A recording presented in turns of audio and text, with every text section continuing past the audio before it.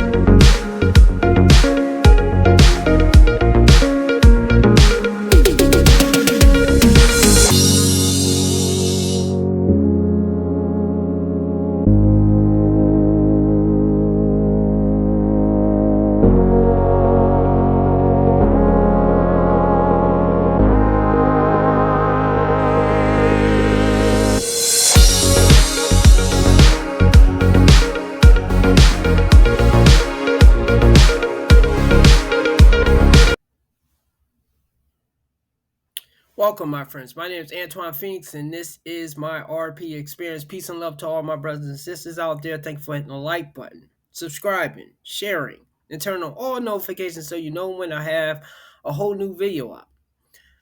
Today's video is going to be about the Diddy list. Now, I was going to do this video a couple months ago, but with stories like this now, that's controversial, that's also could be rumors, I may do it, but however, I won't. I will make sure that I say this is alleged in there, so that I don't end up wearing cake on my face later. Now, Rotten Mango did this video about Diddy's friends in the list. Now, I watched her whole video, but I don't know if she chickened out at the end. She really did not say, did not show the list of people that's on there, but I'm going to do it on my video. And I'm probably not going to show her whole video because she trails off and she's talking about, well, her take is good. It's just that it's not getting to the main reason why I was trying to see that video. So I'm going to add some of my own stuff after I let her lead the way with her really good beginning of talking about the atrocities that Diddy has done and those that are connected with him. And then I will show a list, one list I saw someone put together online, but the only thing, that list that they did, well, they put up pictures of the people. They have some people on there that's not on the written list that I saw. So I don't know if this list is totally true. And also, I wonder if any time somebody happens to talk with him or go to an engagement, because I believe Diddy was at a lot of functions. So sometime you may, years ago before this stuff had came out, you might have taken pictures with him, you might have been on stage with him, you might have been at somebody else's party or gathering that he happened to be at, and therefore you get linked with him. So that's one thing I'm not going to do. I don't know if everybody that's just had a casual meeting with him is involved with his freak offs. Okay. I put most of that with people that's around him most of the time, that's not in just one picture, but many pictures, many videos, seen on interviews with a few times. And one person I can think is Ashton Kutcher. I'm not sure if I pronounced his last name correctly. I'm pretty sure in his case, he had to know some of the things that Diddy was doing, because those two had a lot of interaction. Okay. A lot of interaction. Now, does that go for everybody that Diddy has bumped elbows with? No, I don't think that is the case. So I'm going to let her start the video, well, her video, and then I'll be right back. Bada bing, bada boo. It's a prefix menu. It's like one of those fancy Michelin star restaurants. You don't have to sit there and choose what you want to consume. They pick exactly what you need for that moment. The meal service starts at 6 a.m. on the dot every morning. Oats swimming in a tepid bowl of water, accompanied by 2 cuts of the house special bread. The lunch service is where things get a little bit more fun, a little more experimental, if you will. This is what they're known for, an in-house, quote, special K-loaf.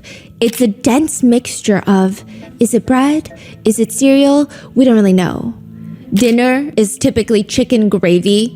The consistency of the chicken gravy over rice has been described as an in-between of paste and clay. And if none of those sound appetizing for you, you can always choose from their a la carte menu if they don't fit your taste. You could choose a Velveeta cheese block minus the noodles for $3.70, jalapeno squeeze cheese for $3.35, or if you're feeling extra ravenous, you could pick a rib steak meal for only $9.95. The prices you would imagine are quite fair.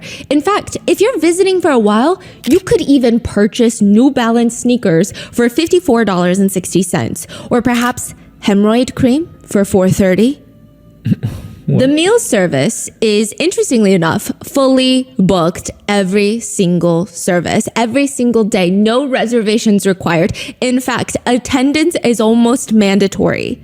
It currently has a 2.2 out of 5-star rating on Yelp, and that is the establishment, the Brooklyn Metropolitan Detention Center, otherwise known as MDC. Some inmates, they just call it hell on earth. This place houses 1,600 inmates. It is New York City's primary federal detention center. They did have a previous one that was just as big. It was called Manhattan's Metropolitan Correctional Center, but that one closed a little bit after Jeffrey Epstein died. They shut the whole thing down? They shut it down, and now it's mainly the Brooklyn Metropolitan Detention Center. Is that related to the death? Yes. That's crazy. And people have been complaining about both facilities for a really long time. People say it's, quote, pure hell, probably the worst federal detention center in the country. Ghislaine Maxwell's attorney claimed Ghislaine's time at MDC, she was underfed. There were pieces of plastic melted into her food. She had to drink contaminated water. She ended up losing her hair. But worse than that, the entire place is crawling with roaches and rodents. You could just smell the stench of overflowing toilets wherever you go. Another attorney stated, the worst part is there's no real outdoor space because it's in the middle of Brooklyn. It's just a place to warehouse human beings. Another states, you're subject to a strip search at any given time.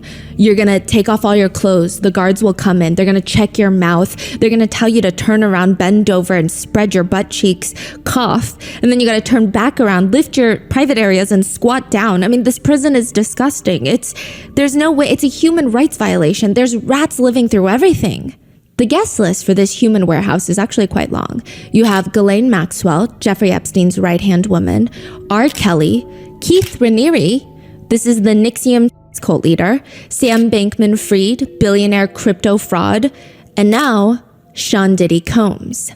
But it seems Diddy's been trying to get out. He's applied for bail twice and now he's on his third attempt. And there are serious concerns by netizens and conspiracy theories online that Diddy is going to, just like Jeffrey Epstein, mysteriously pass in prison because very, very powerful people around him will not want him talking.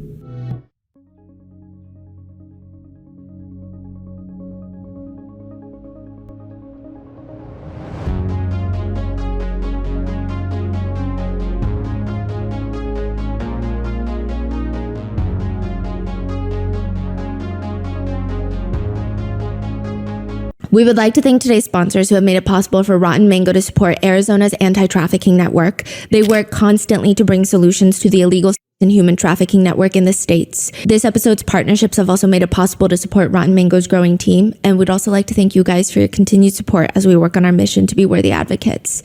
As always, full show notes are available at rottenmangopodcast.com.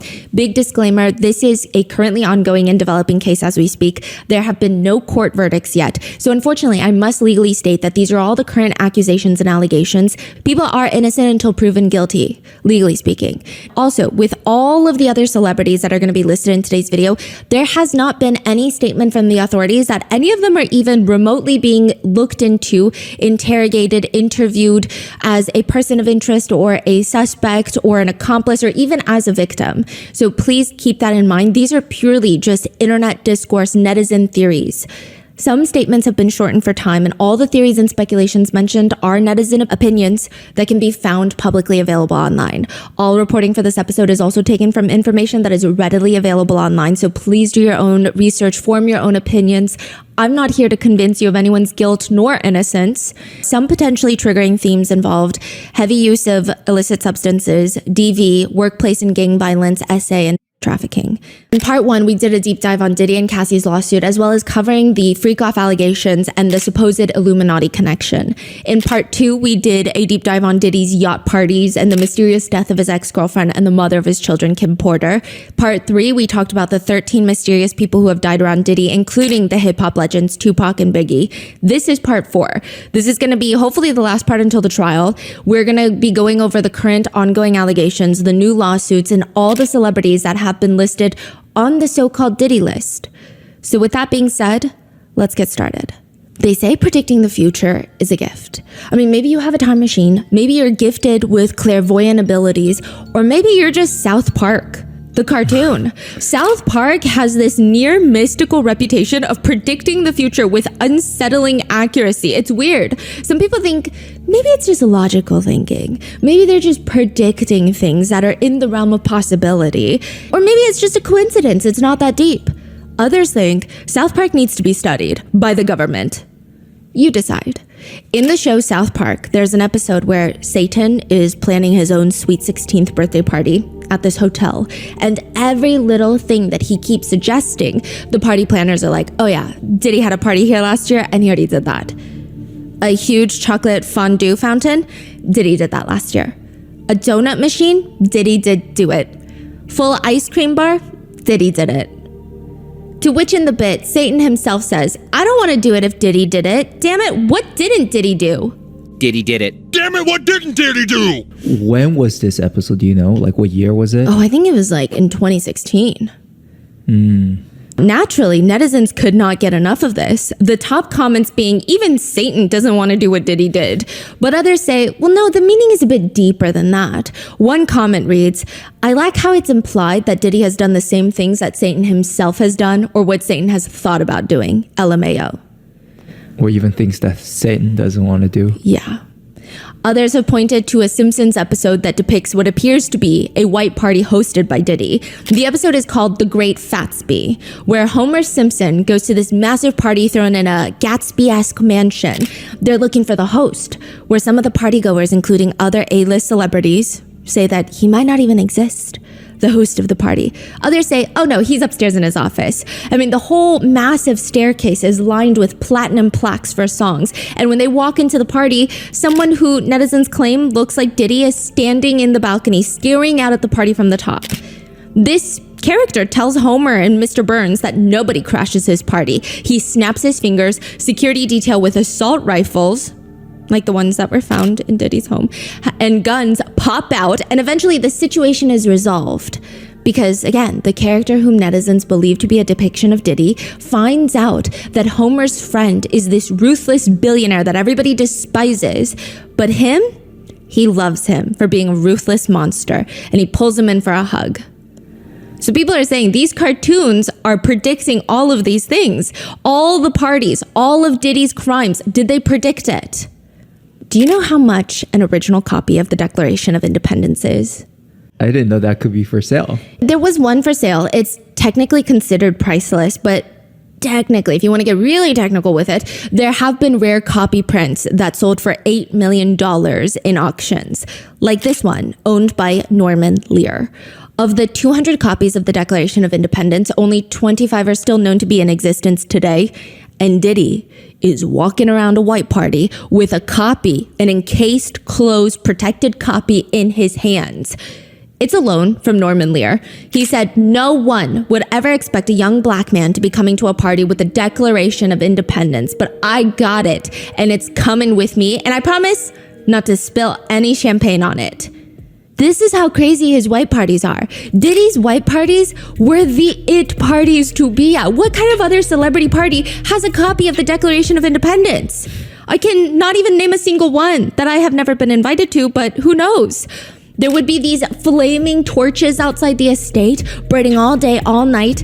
Diddy says about the origins of the white parties. You know, I had just had the craziest mix of guests. Some of my boys from Harlem, Leonardo DiCaprio after he had just finished the Titanic. There were 200 people sitting out there just having a down-home cookout.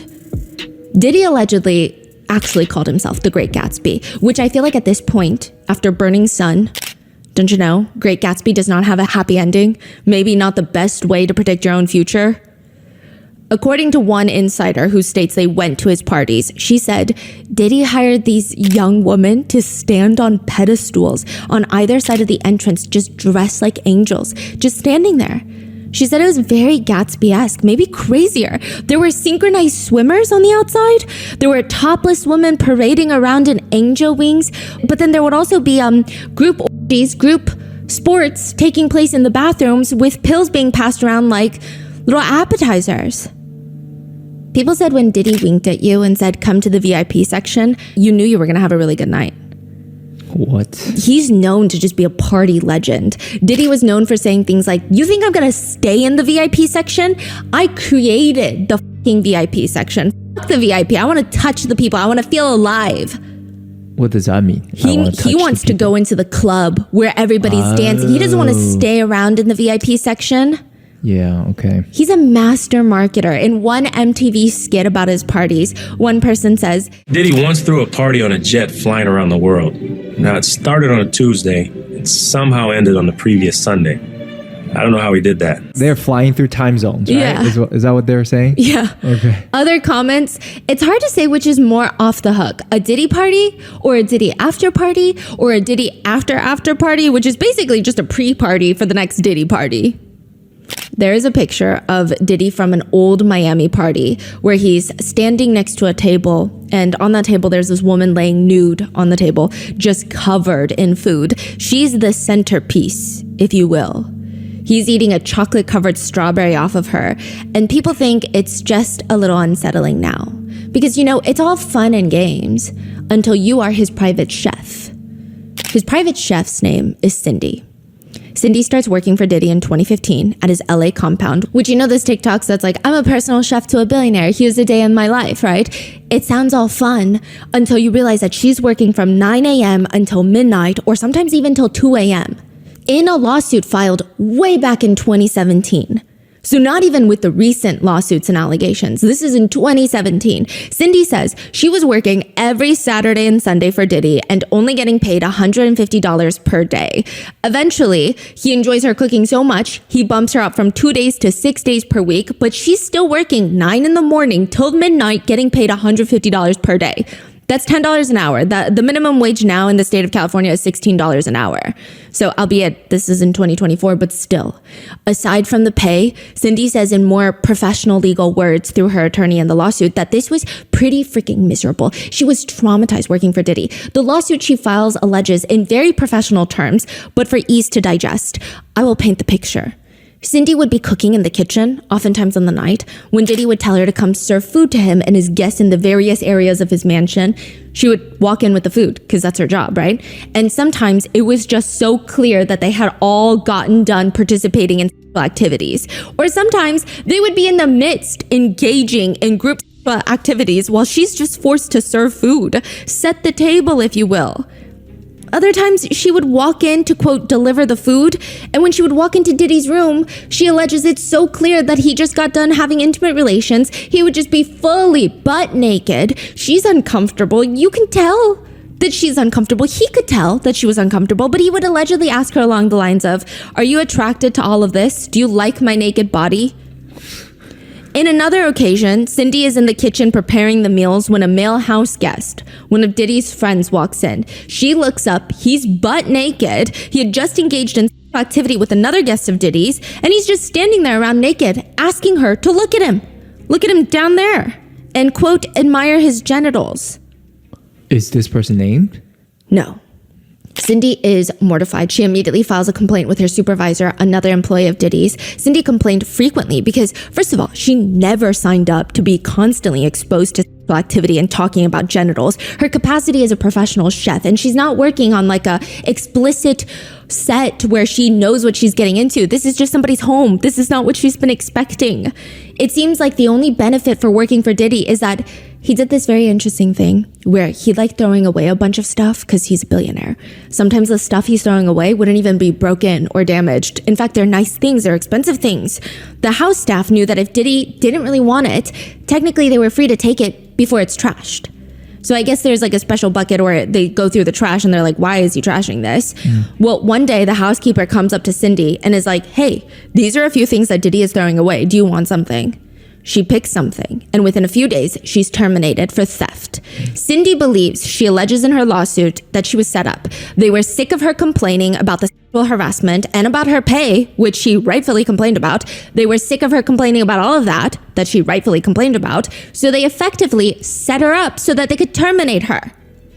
In the lawsuit, she claims she was constantly subjected to unwarranted harassing conduct, verbal harassment, demeaning comments, slurs, visual harassment, and unwanted sexual advances.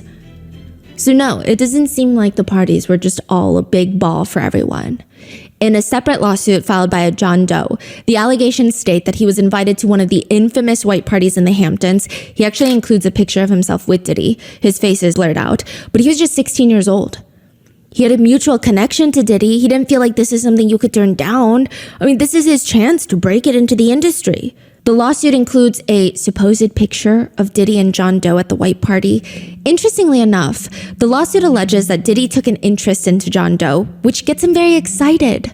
They move to a quiet area where John Doe is going off telling him how he's such a big fan. I have these dreams of becoming a star as well, and like the way that you've just done it is so admirable. To which Diddy smiles and allegedly tells him, you have the potential, you have the look, you know?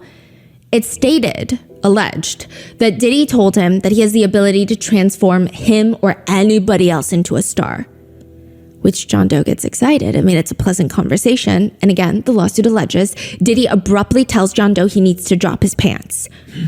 The lawsuit states, John Doe, caught completely off guard, confusingly asked Combs to repeat himself. Combs made himself clear. He instructed John Doe to drop his pants and expose his penis so that Combs could inspect it, explaining it was the rite of passage and the route to becoming a star and also a way to prove himself. Quote, don't you want to break into the business? John Doe immediately felt uncomfortable, froze, and did not know what to do. Combs remained calm and stood in front of him and stretched out his hand in a cupped position.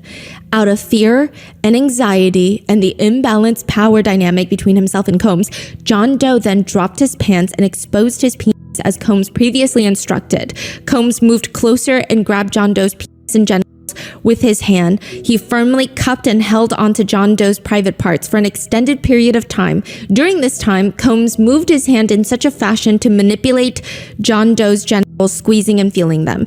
John Doe was only 16 years old. That is what the lawsuit states. In another separate lawsuit filed by another John Doe, the allegations in his lawsuit include that in 2006, he was working for this security firm called Mass Security, where he would work at nightclubs or events for private events as security. He got this last-minute job at Diddy's East Hampton mansion for this annual white party, and the lawsuit alleges that prior to the party commencing, Diddy pushed John Doe into a van and viciously sodomized him. And while John Doe kept pleading for help, Diddy allegedly responded, "You'll be all right. You'll be all right." Are these part of the 120 Yes. lawsuits? So these are the individual stories. Yes. So Tony Busby, the attorney from Houston, has been filing, well, he states that he has about 120 lawsuits that are going to be filed against Diddy. He filed 6 and then 7. And by the time that you're hearing this on YouTube, probably more. Yeah, so he's doing them in batches. And now there is this very interesting thing where 120 is a very large number. So a lot of people are wondering, out of those 120, there must be people whose stories are not as valid, right? And I don't think it's ever right to question victim stories. And I will say that Tony Busby has stated that he has 100 people vetting potential clients and also about 30 lawyers looking at the evidence and the stories of each case. So they're trying to fact check a lot of these clients. They're not just trying to take any case. They're not taking anyone who's calling them like, oh, that Diddy thing on the news, I'm part of it. So just to keep in mind, because I know a lot of people that are either on Diddy's side or tend to question victims are like 120, there's no way. Which again, I'm not stating that these lawsuits are true. I mean, these are civil lawsuits. There's no way for me to know. I wasn't there, right? And neither was Tony Busby, but I'm just stating he is very thoroughly fact-checking them from what I can see. Well, I don't know if fact-checking is the right word, legally speaking, trying to verify them as much as he can. One John Doe alleges that he was... Let me just say that this Diddy stuff, these stories are wild. And while there will be black people that will come out and defend him because, while I understand their motivation, they'll say, oh, you people just trying to take a black man down and one that happens to be a billionaire successful. The same thing with Jay-Z. Okay, I understand where they are coming from with that. But I'm like, with so many stories, some of them may not be true, but is all of them a lie? Is all of them fabricated? No, I do not think so. I think the scary thing is a lot of this stuff is true, especially when it's coming from different individuals, both men and women. One time I got into this little debate on this post on Facebook when this woman was saying it was something about Diddy, but it was something about this woman might have slept her way to the top or something.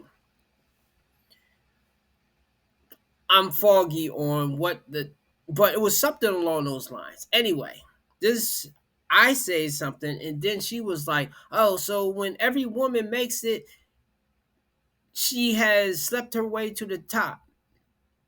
No. Okay. I know that's a knee-jerk reaction, and sometimes dudes will say that, and women will get defensive with it. But as I said in there, Diddy, he didn't just, and I think he had S.A. this particular woman. I forget if it was Cassie.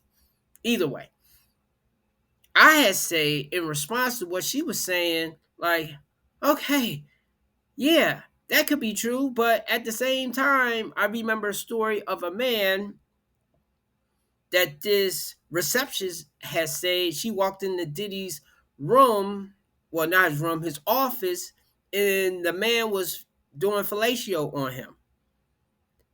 And then she asked him, why didn't you lock the door? And he's like, hey, I don't have to lock the door. This is my office.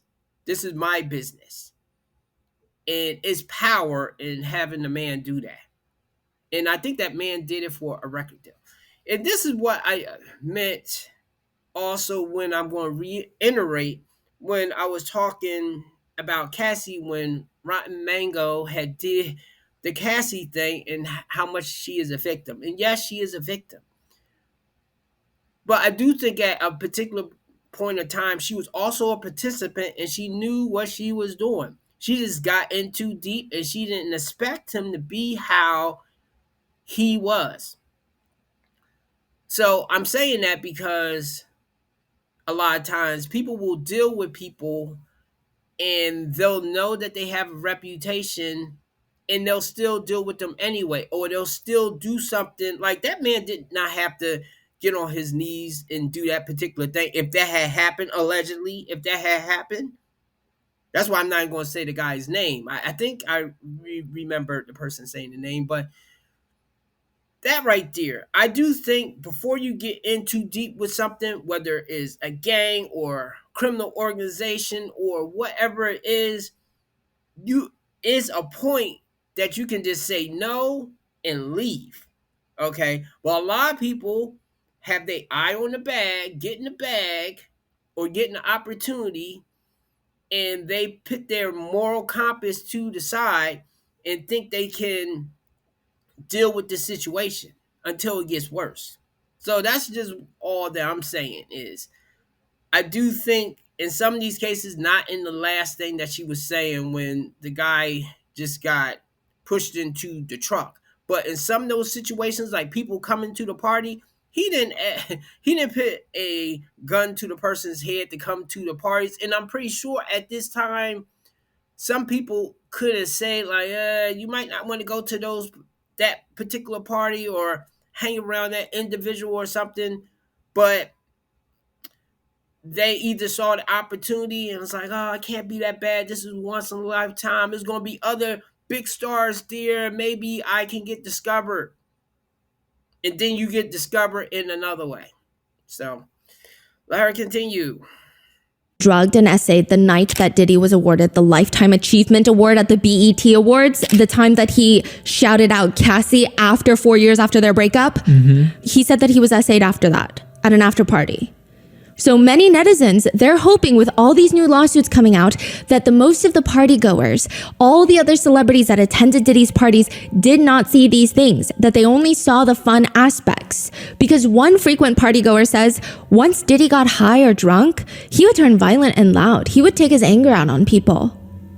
An unnamed alleged victim told the Daily Mail, so take it as you will. She alleged that she was at a party with Diddy once. He allegedly had this little medicine bag of drugs that he carried around with him. She said there was this one time when he came down from his room and I was shocked because he looked animalistic. I didn't even recognize him. His veins were popping and the way that his body was contorting in a way, it was frightening. It just scared me. Being around him was like being around Jekyll and Hyde. There was some woman in the pool, sometimes already naked, and I thought, oh, maybe they party too much. So she's kind of insinuating that they're passed out almost, maybe in the shallower end or like hanging onto the side of the pool or like they're in the cabanas around the pool. And she says, but no, there were times when the girls wouldn't wake up at all and they would just leave them there lounging by the pool. She claims if she ever asked Diddy's staff about it, like, hey, guys, are you guys seeing this? Is she okay? They would just tell her, she's okay. She's just drunk and hungover. That's what she claims. They said that, they would just say this anytime a girl didn't move at one of Diddy's parties. And Tony Busby, the Houston-based attorney I was telling you about that's representing the 120 potential clients that are in the process of suing Diddy, he says, if you were attending one of these parties, if you will, and you attended before, or you knew what was going to happen, that is, you knew that a particular drug was being used in drinks that were causing people to be coerced and taken advantage of, and you were in the room, or you participated, or you watched it happen and didn't say anything, or you helped cover it up, in my view, you have a problem. You can't hide skeletons in the closet forever. I would expect there are many people out there right now who are desperately searching their memories as they delete their texts and data. So does that mean every celebrity in connection with Diddy helped cover it up? Not exactly. There are a few camps of netizens. Some that believe, obviously, people who just went to a white party, you don't know what they know because these white parties, everybody was going to them.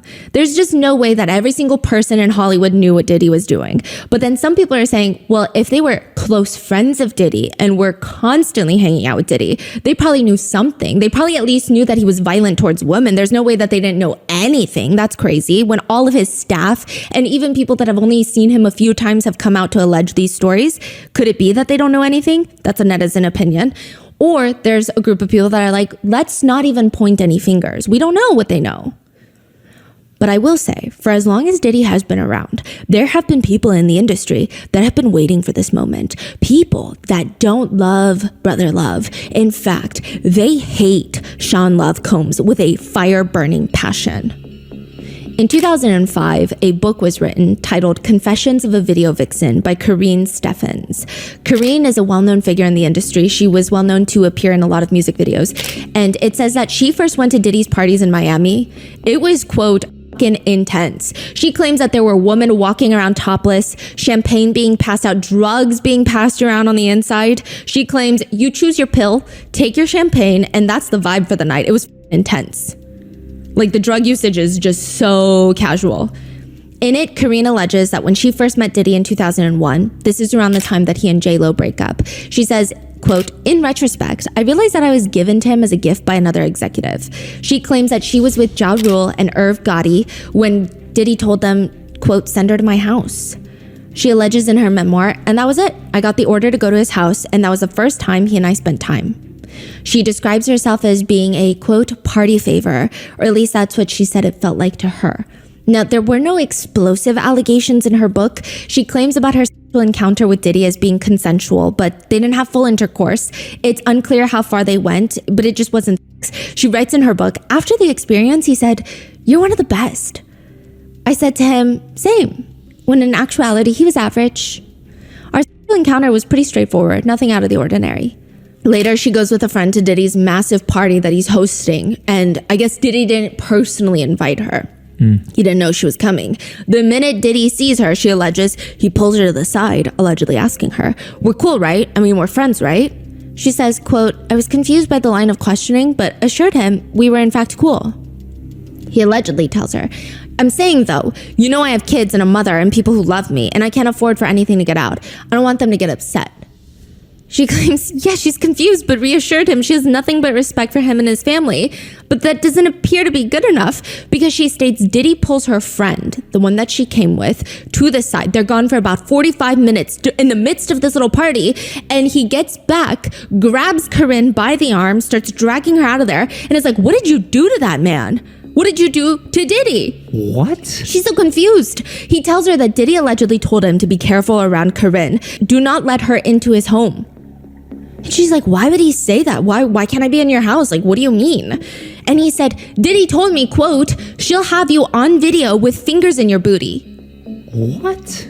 Corinne states that the both of them were so confused, shocked, and eventually they broke out into hysterical laughter on the front lawn of Diddy's Miami mansion because how ridiculous that comment is. What do you mean? What does that even mean? She does clarify that she was not one of Diddy's victims, but she also writes in the book, this is obviously condensed, but at Diddy's, I was received with open arms by him and his entire staff. Everyone in the home was devoted to Diddy and catered to all of his needs, and for the afternoon to all of mine. I began to understand the hype around Diddy, why he was a pop culture icon. He's got that star quality. That's something that draws people to him and makes them want to be in his space and take part in his world. I was no different. By the end of the afternoon of meeting him, I'd become easily enamored. Okay, so what was that whole encounter about? So he saw her, showed up at that party. He freaked out, pulled the guy away to tell the guy to not trust this woman. And what's the reasoning, intention? Like, what's going on here? Some netizens have deciphered, because the book is a little bit confusingly written, has deciphered this as evidence that he might have been into some activities that we're not privy to, which I don't think is that big of a deal as long as it's consensual with adults. Some people are pointing to the fact that okay, so yes, they're saying that they did certain activities that Diddy does not want anybody to know. Yes. The fact that she showed up again, now he's like, oh, who are you telling people about this? Yes. And he's freaking out about that. and he's trying to discredit her and isolate her is the allegation. I mean, I don't even know if this conversation actually took place, right? But I'm just letting you know what's out there. She said that she would eventually snap out of it, but there were still a few people around Diddy that were not enamored by Diddy.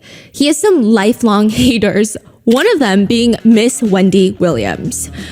Before Wendy Williams was the Wendy Williams, controversial talk show host, she was just getting started as a radio personality. She was signed with Hot 97, one of the coveted spots at the time. One would argue that she was a yapper on this show. Others would say, you have not seen yapping until you saw her on Hot 97. It was crazier back then. I don't know if defamation laws were looser back then, but Wendy would go to work and just ready to start some shit. One of her targets back then was Diddy. It does not appear that she intentionally targeted him, but she did state that she had obtained a very interesting photograph that allegedly showed Diddy and another man in a compromising position, which, you know, maybe Diddy likes men. Okay, I will say, the conversation of Diddy liking men, I don't think it matters. I understand why some people might use it to confirm some of the allegations in the lawsuits because some of the victims suing him are obviously men. So it's like confirmation. Other than that, I don't think his sexuality plays a role in this at all. And I do think that what she did today would be very controversial. If that picture is true, why would you out a public figure or anyone for that matter? But it gets wilder. Around the same time, she states that she has this infamous photo of Suge Knight from Death Row Records with Diddy's son, Justin. Remember the whole East Coast can't even take care of their own? That hadn't been released yet. So she's like, I have it and I could post it on my blog. The story is that Wendy was going to release all of it and Diddy is pretty much sick of her at this point, is the allegation. According to outspoken Gene Deal, the former bodyguard to Diddy, he states that by this point, because of the success of Bad Boy Records, Diddy's label, quote, motherfuckers didn't breathe hard if Diddy didn't want them to. Diddy allegedly calls up the executives that own Hot 97 to either get Wendy off the air. One allegation states that he even says something along the lines of, if I'm in New York City and I hear that voice on the radio, you're never gonna have another artist song nothing from me. Which Hot 97 would lose a lot of business if they can't air Diddy's record label songs. Within a few days. Wendy Williams.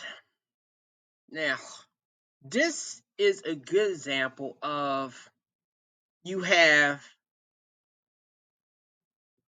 the evil and the greater evil. I never liked Wendy Williams.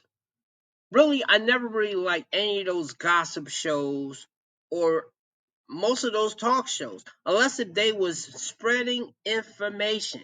But when they was either mostly man bashing or making fun of people relationships and the fact that somebody cheated or something, making a mockery of it, then I didn't really care. Now, Mari, sometime I did only because that was one of the few shows that would show you are not the father and show that the woman was messing with a bunch of other dudes and did not know who the father was.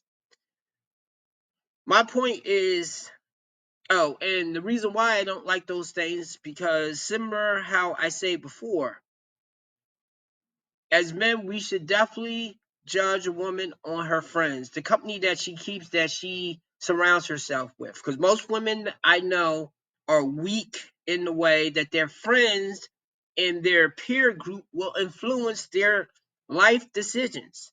Unless you are her first choice and she's crazy stupid sipping over you. That's the only way you can beat that. That's why thugs that don't have no job, that's in and out of jail, their friends can be telling them to leave that guy alone.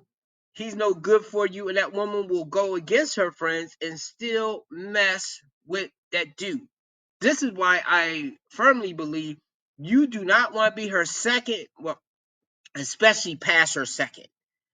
realistically, I think a lot of people get with people that's not their first choice. But in women's cases, if you are not her first choice, maybe her second choice, maybe you can still do that. It depends how much she's more into the first choice than she is into you. Otherwise, don't do that. Anyway, getting back to the Diddy thing. Now, Diddy obviously is the greater evil because the things that he's doing, he's actually self-snitching, telling on himself. But I have to admit, even back then, seeing those videos, I wasn't able to connect the dots and think that he was this bad. Nowhere did I think that he was this bad with the parties. What I thought probably what it was, he was responsible for getting people murked or taken out from Tupac, maybe even Biggie, and a list of other people. I thought maybe his parties probably did peer pressure people and get people into bad situations, but I did not think it was on that level of the alleged things that I'm hearing, which I'm inclined to believe that is true because some of it he's admitted to in a kind of roundabout way himself. So that's how I feel about that. Both of them are bad in different ways, but he's more of a monster because of the way that obviously he threatened her son, but she is not. She is not an angel in this either. She just looks less bad than him because she was putting his business out. But I do think a lot of her targets or things that she talked about, she was out of pocket. Wendy, one of the biggest hosts on the station, is suddenly in Philadelphia. She's not in New York City anymore as a host. She's a host on a radio show in Philadelphia. They fired her or let her go? It seems like it. If this is all true. A lot of netizens agree, yeah, threatening to release a photo like that of someone doing intimate things is pretty horrendous. Potentially outing someone is also horrendous. But some netizens would point out, given everything that's happening right now, nobody feels sympathy for Diddy. And on top of that, they question why someone at his level would have such a big reaction to a photo if it weren't real. That's what they're saying. But I do want to add, Gene Deal, the bodyguard, says the photo is not what you think it is. His version of events is that they were all on vacation and these girls were taking photos nonstop. And on this trip, one of the guys decided it'd be hilarious to pull down Diddy's pants to expose all of his privates. So as he's like bending down to expose all of his privates and pull down his pants, Diddy's private parts, I guess, whip out and the picture gets taken so it looks like another man is about to perform something on him. But he says it just wasn't true. It was like a prank. But he claims that's the picture that was allegedly sent to Wendy Williams with a whole story of how Diddy is into men. Regardless, Wendy Williams gets dropped in New York City. She's got to go to Philly. The long-standing animosity between the two is pretty strong. Wendy alleges that Diddy would send a bunch of girls to try and jump her outside her radio station. Once upon a time, there was a music mogul who sent his all-girl group to beat my ass in front of the radio station. She alleges that Diddy, quote, single-handedly tried to sabotage her career. She writes in her book, "The hell he put me through, I will never forget it. But I don't hate him." But later, during her talk show, she was one of the few that extensively talked about the power dynamic between Diddy and Cassie, saying things like, "My thing is, when you date a mogul, it's really difficult to avoid them. Even if you use your head, you never know when they're gonna pop up on the scene. Like, they could find out what hotel you're staying at. They could just pop in, pop out. They have too much power in this world."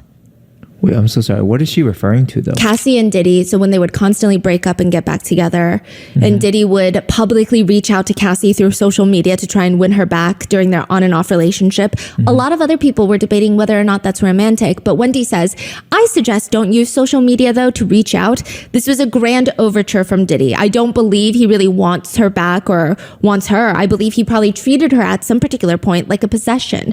If you really care, then you would reach out privately, not publicly." There were these comments here and there that indicated that they never really resolved things until 2017. Diddy makes an appearance on the Wendy Williams show. And people think it is so awkward. The whole thing feels tense. They're both trying to dance around each other. Not really, but like figuratively during the entire interview, I don't think netizens are reading into it. I was watching it, and I've been watching lots of Diddy interviews on Ellen DeGeneres' show, Conan O'Brien, Jimmy Kimmel. He does not seem relaxed or happy around Wendy Williams. He keeps having these moments where he's smiling, but his smile drops so quickly. It's like he keeps dropping his smiling mask. But why did he go on there? Nobody knows. One part that's been going very viral on social media is Wendy Williams is bringing up her son. She says, and let me tell you something, as a mother of a now 16-year-old boy, Diddy interrupts her, who I met backstage. He's a great young man. Who I met backstage, he did? He's a great young man. Oh, thank you. Yeah. Wendy Williams looks so uncomfortable. She briefly thanks him, but looks like she loses her train of thought. She spaces out and stutters a bit. Diddy is just staring into the depths of her soul during this. Many netizens have since commented that it felt like Diddy was trying to tell her, like, that's a threat, play nice. I just met your son. Another netizen comments, the way she hesitated, you just know that she wanted to say, you stay away from my son, but realized that she was on air. It is a very unsettling moment. But there is someone who might hate Diddy more than Wendy Williams, and that is 50 Cent. If anybody is going to be a hater of Diddy, it is going to be 50 Cent. This man, talented in his own right, obviously, but like he could make a full-blown career out of hating Diddy. He has been saying for years now that he freaking hates Diddy. In 2006, he released a diss track called The Bomb, where he insinuates that Diddy had something to do with Biggie's murder. The lyrics read, who shot Biggie Smalls? We don't get him. They're gonna kill us all. Man, Puffy know who hit that guy. He's always said Diddy was someone who was just a businessman that liked to take advantage of creatives. 50 Cent said, I don't have any interest in doing things like that. I actually fall under the creative side, so I just didn't take to hanging out with him like that. He said that he thought Diddy was strange. In an interview once, he said, he asked to take me shopping. I thought that was the weirdest shit in the world, because that might be something that a man says to a woman, and I'm just like, nah, I'm not with this weird energy or weird shit coming off the way he was just moving. Like, from that, I wasn't comfortable around him. No, but me and you, we ain't party. Like, we need to party. What is he talking about? That's the kind of stuff. When people say that to me, I get a little uncomfortable. In response, Diddy went to the Breakfast Club podcast, and he was asked... He said you did the same thing to him. You asked him to take him shopping. Yeah, I thought he needed some clothes. In another concert, 50 Cent said, that's why I don't go to no puffy parties. Nigga hug you from the front and the back at the same time. Look, if you into that, I'm fine with it. To each his own. I'm just saying this shit, my motherfucking kind of party. In another segment, he says, I've been talking to a therapist to try and help me with the shit I've been saying, you know? Some crazy shit on my mind. Maybe I said some shit about Puffy because he got Tupac killed. So he's always leaving these little weird hints of things. I mean, the two of them... like, not even leaving hints. He's straight up calling him a murder, right? Yeah, twice for Tupac and Biggie. Right. Yeah. Wow. Now, the two of them, they started off more so as industry competitors. They had competing alcohol brands, but somehow it escalated into them just dissing each other publicly. 50 Cent allegedly called him a bloodsucker, saying things like, I guess that means I'm not invited to the white parties in the Hamptons. And to describe Puffy in one word, it would be bitch. He said that. Yes. 50 said that. Yes. Okay. He also stated that Diddy is not an artist. He just takes records and sings them. He's not really an artist. Quote, he's the guy that stands next to the guy. He's the guy standing next to Biggie. He's a party promoter. He's a producer. He's a businessman, a lot of other things, but he's not an artist. To which Diddy cryptically responds, I love my people. Let's stop the hate, man. Congratulate. Hate is for suckers. If you hating, you're a sucker. And you're ashy, and your breath is stinky, and you know who I'm talking about, you hating ass crap. But interestingly enough, 50 Cent's mother of his child gets listed in a lawsuit by Lil Rod. Wait, 50 Cent's... The mother of his child gets listed in passing in a lawsuit, not as a defendant, but it is alleged that she was having intimate relations with people at Diddy's house. Which, side note, later on The Breakfast Show, later in 2018, the podcast host brings up 50 Cent and Diddy. Diddy says, I don't have no beef with 50. Hey, yo, I don't have no beef with I don't know why. With 50. He loves me. I mean, y'all can't see. No, we can't see. Y'all can't see that he loves me. But see, you really, hold on, you really think that's hate? You know he loves me. I don't think he like you. You know he loves me. I don't think he like you. Okay. That's Diddy's response. Okay. He continues, when he does that, it's like funny to me. I don't really take it personally. I know he has a different sense of humor and he's just not in my life. We don't have to ever cross paths, and I will never say nothing negative about him, because that's just not me. But no, Diddy, he really, really does not like you. Anytime there would be any negative news about Diddy, 50 Cent would turn his Instagram page into a multifaceted hate page towards Diddy for years now. Even when Keefe D was arrested for killing Tupac and Diddy was named by him, 50 Cent posted, "Damn, so Tupac got lined by Brother Love? LOL, time to lawyer up. Shit might get sticky." Telling who? Diddy to lawyer it up? Yes. And now we have come full circle with Christian Combs, Diddy's son.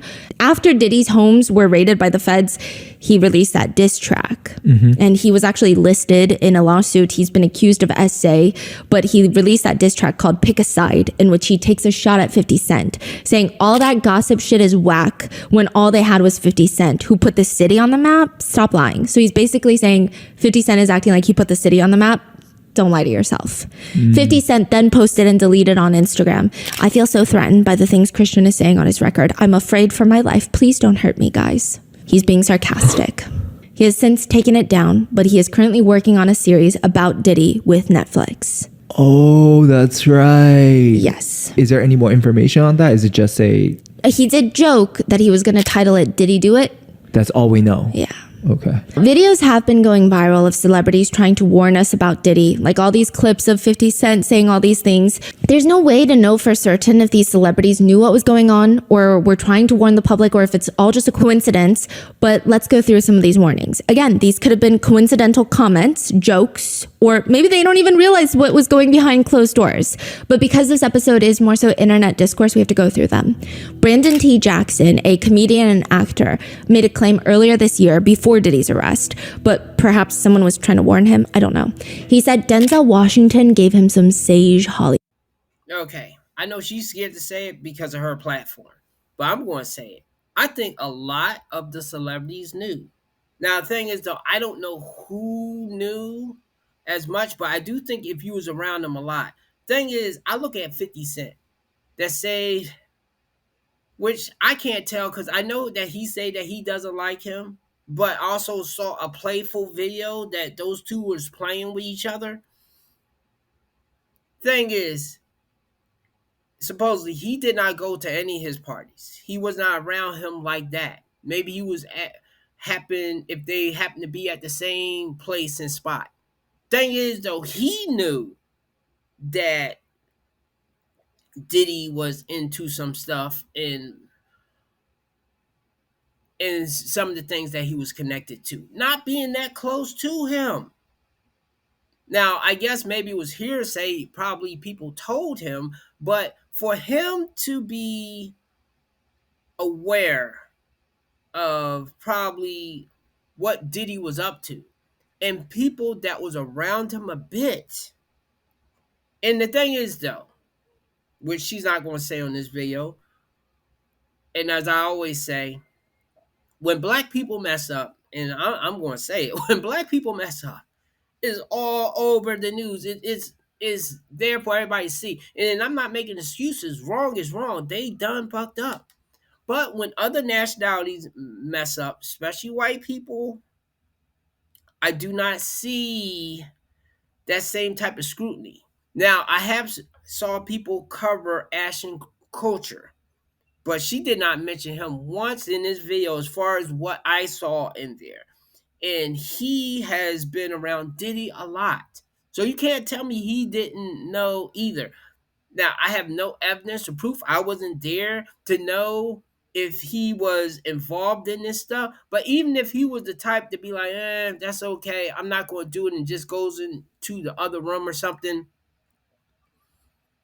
he is still responsible. Same way somebody would be responsible if someone murked somebody and you just happen to be there. You didn't go fully through with the particular thing, but you didn't report to the police, and you still stayed cool with them, and you still walked away into the sunset, into your life, acting like nothing didn't happen. So this is why I believe it's impossible that a lot of these people did not know. But I do think it's possible, and I always heard rumors about this, that Hollywood in general, and once again, this is bigger than Diddy.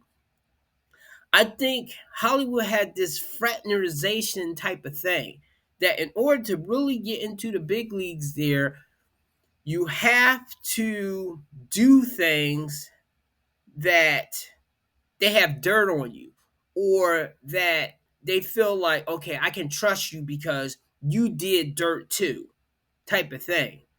That's how I think this gets bigger and bigger. And this is why on one of my videos, when Rotten Mango was talking about the real Squid Games thing, you can't tell me government, some officials, some people, prominent people did not know that this camp existed, that these people was going through these obstacle courses and suffering and perishing.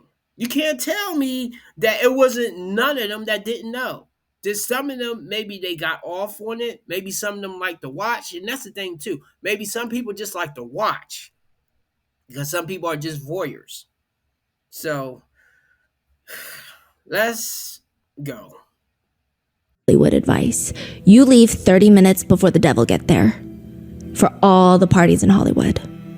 Which, to be fair, he could have been referring to anyone, or perhaps metaphorically to the devil.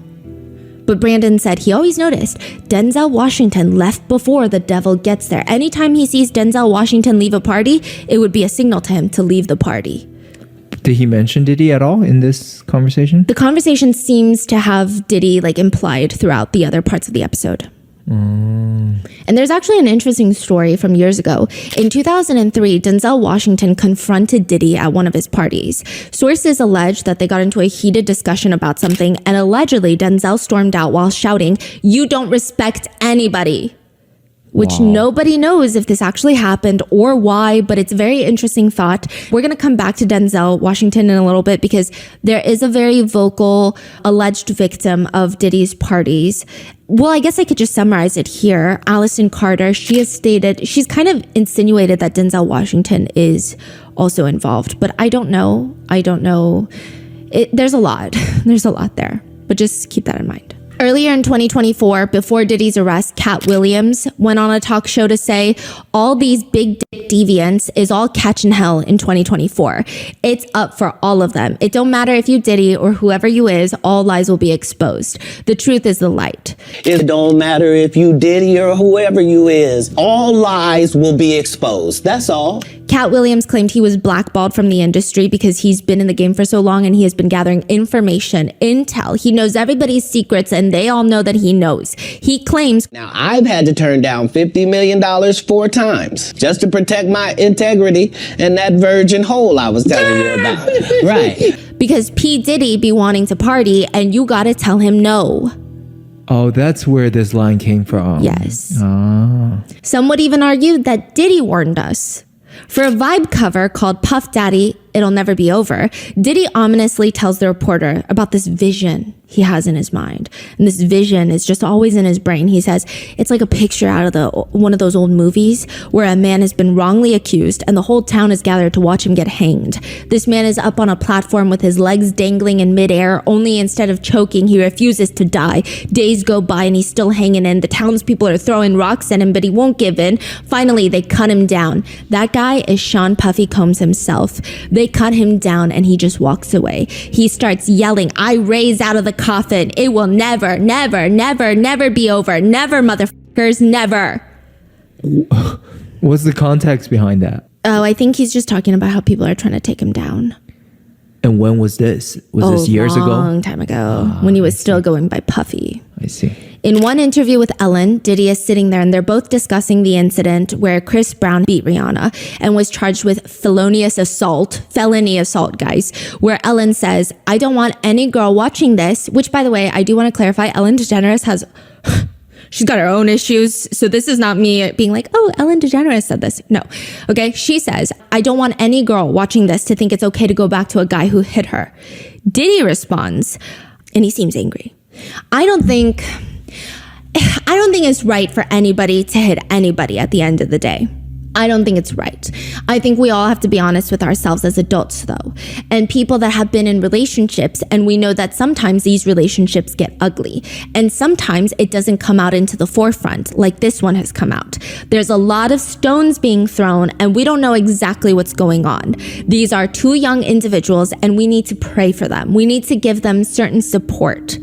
It's a dark time for them, and I was there more as a support. That was it. Wow. Knowing what happened closed doors, then listen to this, you know exactly what he's trying to say. Yeah. When any news comes out about violence against women and to see certain men respond in this way, it's always very alarming. I always take notice of it. Because it's just, that's not a normal response. That's bizarre. Immediately afterwards, it's tense and he's staring like he's about to, I don't know, but then he gets up and tries to lighten the mood or do damage control or hide his seething anger, I don't know, by asking, "Can we dance?" It is incredibly bizarre. So even Ellen was like, I don't know what to say now. Yes, because I don't think she was expecting that. I think she was expecting him to be like, yeah, I don't think girls should go back to people who hit them, because that is a very standard general response. But he's very close friends with Chris Brown. In fact, he even states that he was the one trying to get Rihanna and Chris Brown to stay in his house together after the assault to work things out. Imagine trying to force a victim to be in the same place as her assaulter. That's freaking crazy. What is there to work out? You're a felon. Okay, he said that on TV, or? Yes, he told Ellen about it. Oh, whoa. One netizen comment reads, "It's crazy that we're discussing violence against women and Diddy wants to dance right after. It's disturbing. He truly is a twisted individual." Another writes, "The psychopathic look he gave at the very end before he asked to dance is very telling." Others just comment, "Spoken like a true abuser." There is a resurfaced video where Diddy is playing a game where he's given a card. He has to fill in the blank, and the statement on there, the card reads, "When I die, I want my last words to be." Diddy thinks about it and he responds, "I did it."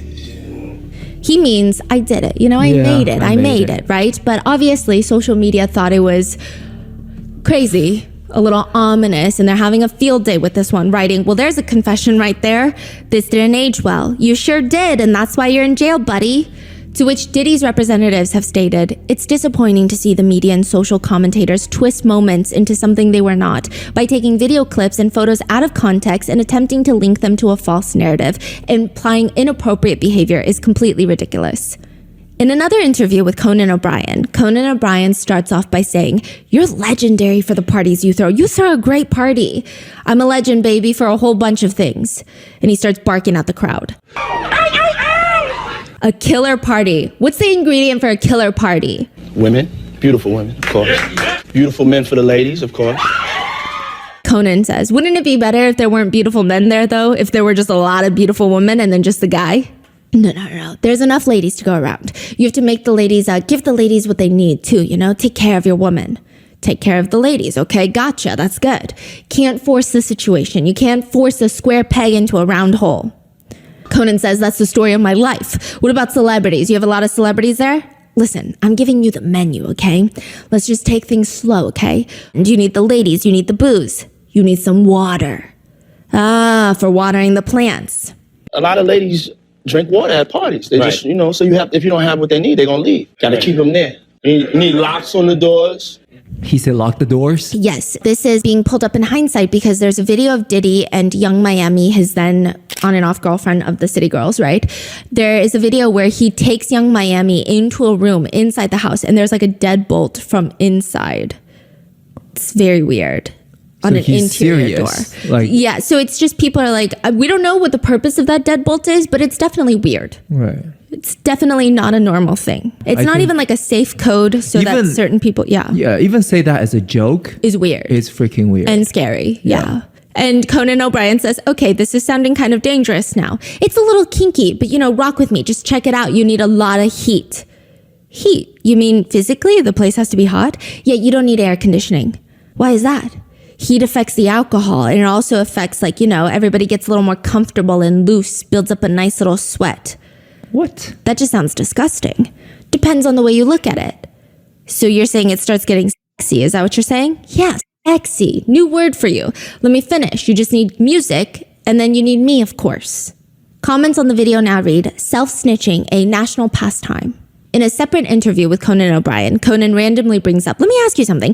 I don't know if it's just a made-up myth or if this is true, that anytime you go into a hotel, you don't check in the way everybody else does. You send someone ahead to prepare the hotel room for you.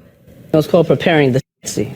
Which, if you guys know, in the lawsuits with the freak-offs, it said that he would send his assistants to get ready all the freak-off supplies, allegedly. That's candles. I like candles. Which in Cassie's lawsuit, it's alleged that he would fix the candle lighting, like he's producing his own video while he's filming these acts. He says, I like tuberose, that's a scent that I'm attracted to. You know, I like lilies, I like white orchids, I like roses, things of that nature. You know, I'm into baths. You know, I like my bath at the right temperature. So, you know, it's just little things that I personally like. You have to make sure you go to do the proper measures to make sure that your sexy is there when you arrive. People think that he's talking about freak-offs. People are having a field day with these old clips, digging up old clips. There's another one where Diddy talks about his legendary parties, and he says, they won't give me a permit to the parties, man. They don't want me to throw the parties no more. But we ain't gonna stop. We're gonna keep having fun. You're gonna keep hearing about my parties. They're going to be shutting them down, probably be arresting me. Doing all types of crazy things just because we want to have a good time. You're going to hear about my parties. They're going to be shutting them down. They're going to probably be arresting me, doing all types of crazy things just because we want to have a good time. When I first started researching the Diddy case, there were 12 lawsuits that were filed against Diddy and the federal indictment that was unsealed. Very quickly, another dozen lawsuits were filed, and probably more by the time that you're watching this. But we are just going to go through some of the new revelations, new allegations from the newly filed lawsuits. There have been longstanding allegations that he would put date drugs into the alcoholic beverages at his party. There have been lots of people that have been coming online to allege he had a section for drinks that only girls would drink, and then a section for the artists, for the label makers, for the people that are not allegedly going to be drugged. So he had drug drinks and non-laced drinks. That is the allegation. One lawsuit even further alleges that it would be in the champagne glasses that they would hand out at parties. Specific mixed drinks like lemon drops would be laced with drugs, because primarily these are drinks that more women tend to gravitate towards. Or maybe specifically, other people would be told, allegedly, hey, don't drink the lemon drops at this party. One lawsuit alleges it's not even just about the drinks that are circulating at the party. Multiple lawsuits have alleged that when you walk into his party, you would have to sign an NDA. Now, this part is not, it's a little gray area for sure, okay? But you would have to sign an NDA. And once you walk in, they would make you take a shot. They're like, you sign the NDA, and this shot is a prerequisite to coming into the party. And some believe that those shots specifically, some were laced, some were not. So it's like, maybe it's a pre-approved, these are the types of people I want to be drugged, allegedly. I wouldn't know how it works in the back end, but I'm just saying it is very weird because it's not Diddy himself that we're giving these shots out. Others allege that even the baby oil was laced, and that's why there were 1,000 bottles of the baby oil in his house, because it just doesn't make sense to have 1,000 bottles of baby oil. Yes, Americans buy in bulk, but 1,000 bottles of baby oil just, that doesn't even make any sense. And then you have Gene Deal, the former bodyguard, saying that's weird. You have other people like the Jonathan Odie. I don't know how credible he is. The man that was arrested at a Trump hotel shooting back then. He said that they were transporting liquid cocaine. He's definitely more of a conspiracy theorist. But still, there have been long-standing allegations. One lawsuit reads, quote, dousing victims in lotions or similar body oils also laced with GHB so that the drug would be absorbed through the victim's skin and make it easier to take advantage of, exploit, and assault him or her. What's GHB? The date rape drug. One lawsuit alleges that he would also say things like, this is what it takes for you to be famous. What are you willing to be a star for? Perform insert act or else. Other lawsuits claim he would say things like, when else do you get to drink with a millionaire? One of the more shocking lawsuits filed as of recently is Jane Doe, who alleges that she was 13 years old when she was assaulted by Diddy. These are the allegations set forth in her lawsuit. And again, allegations until they're proven true in the court of law. The lawsuit alleges that during the 2000 VMA Awards, this is the year that Diddy and his then girlfriend at the time, Jennifer Lopez, went wearing that iconic green Versace dress. The plaintiff, Jane Doe, claims her friend dropped her off at the Radio City Music Hall so that she could try to get into the VMAs. So she's just a fan. She's just a fan of the VMAs. She wants to go. She claims that she was outside when she saw a ton of artists and famous people arriving. She didn't have a ticket, but she really wanted to get in. So she went and tried to talk to the limo drivers that were outside.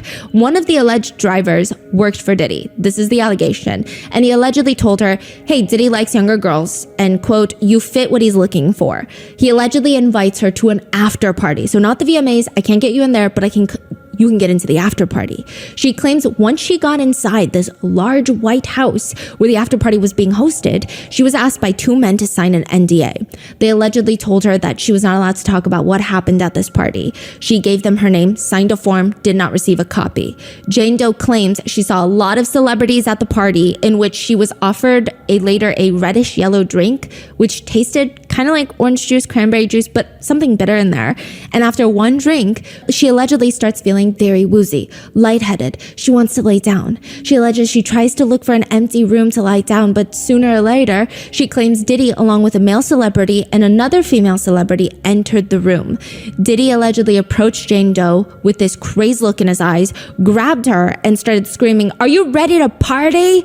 She alleges that she was essayed by Diddy while the other male celebrity and the female celebrity watched. Then the male celebrity essayed her while Diddy and the female celebrity watched. Were they all named or no?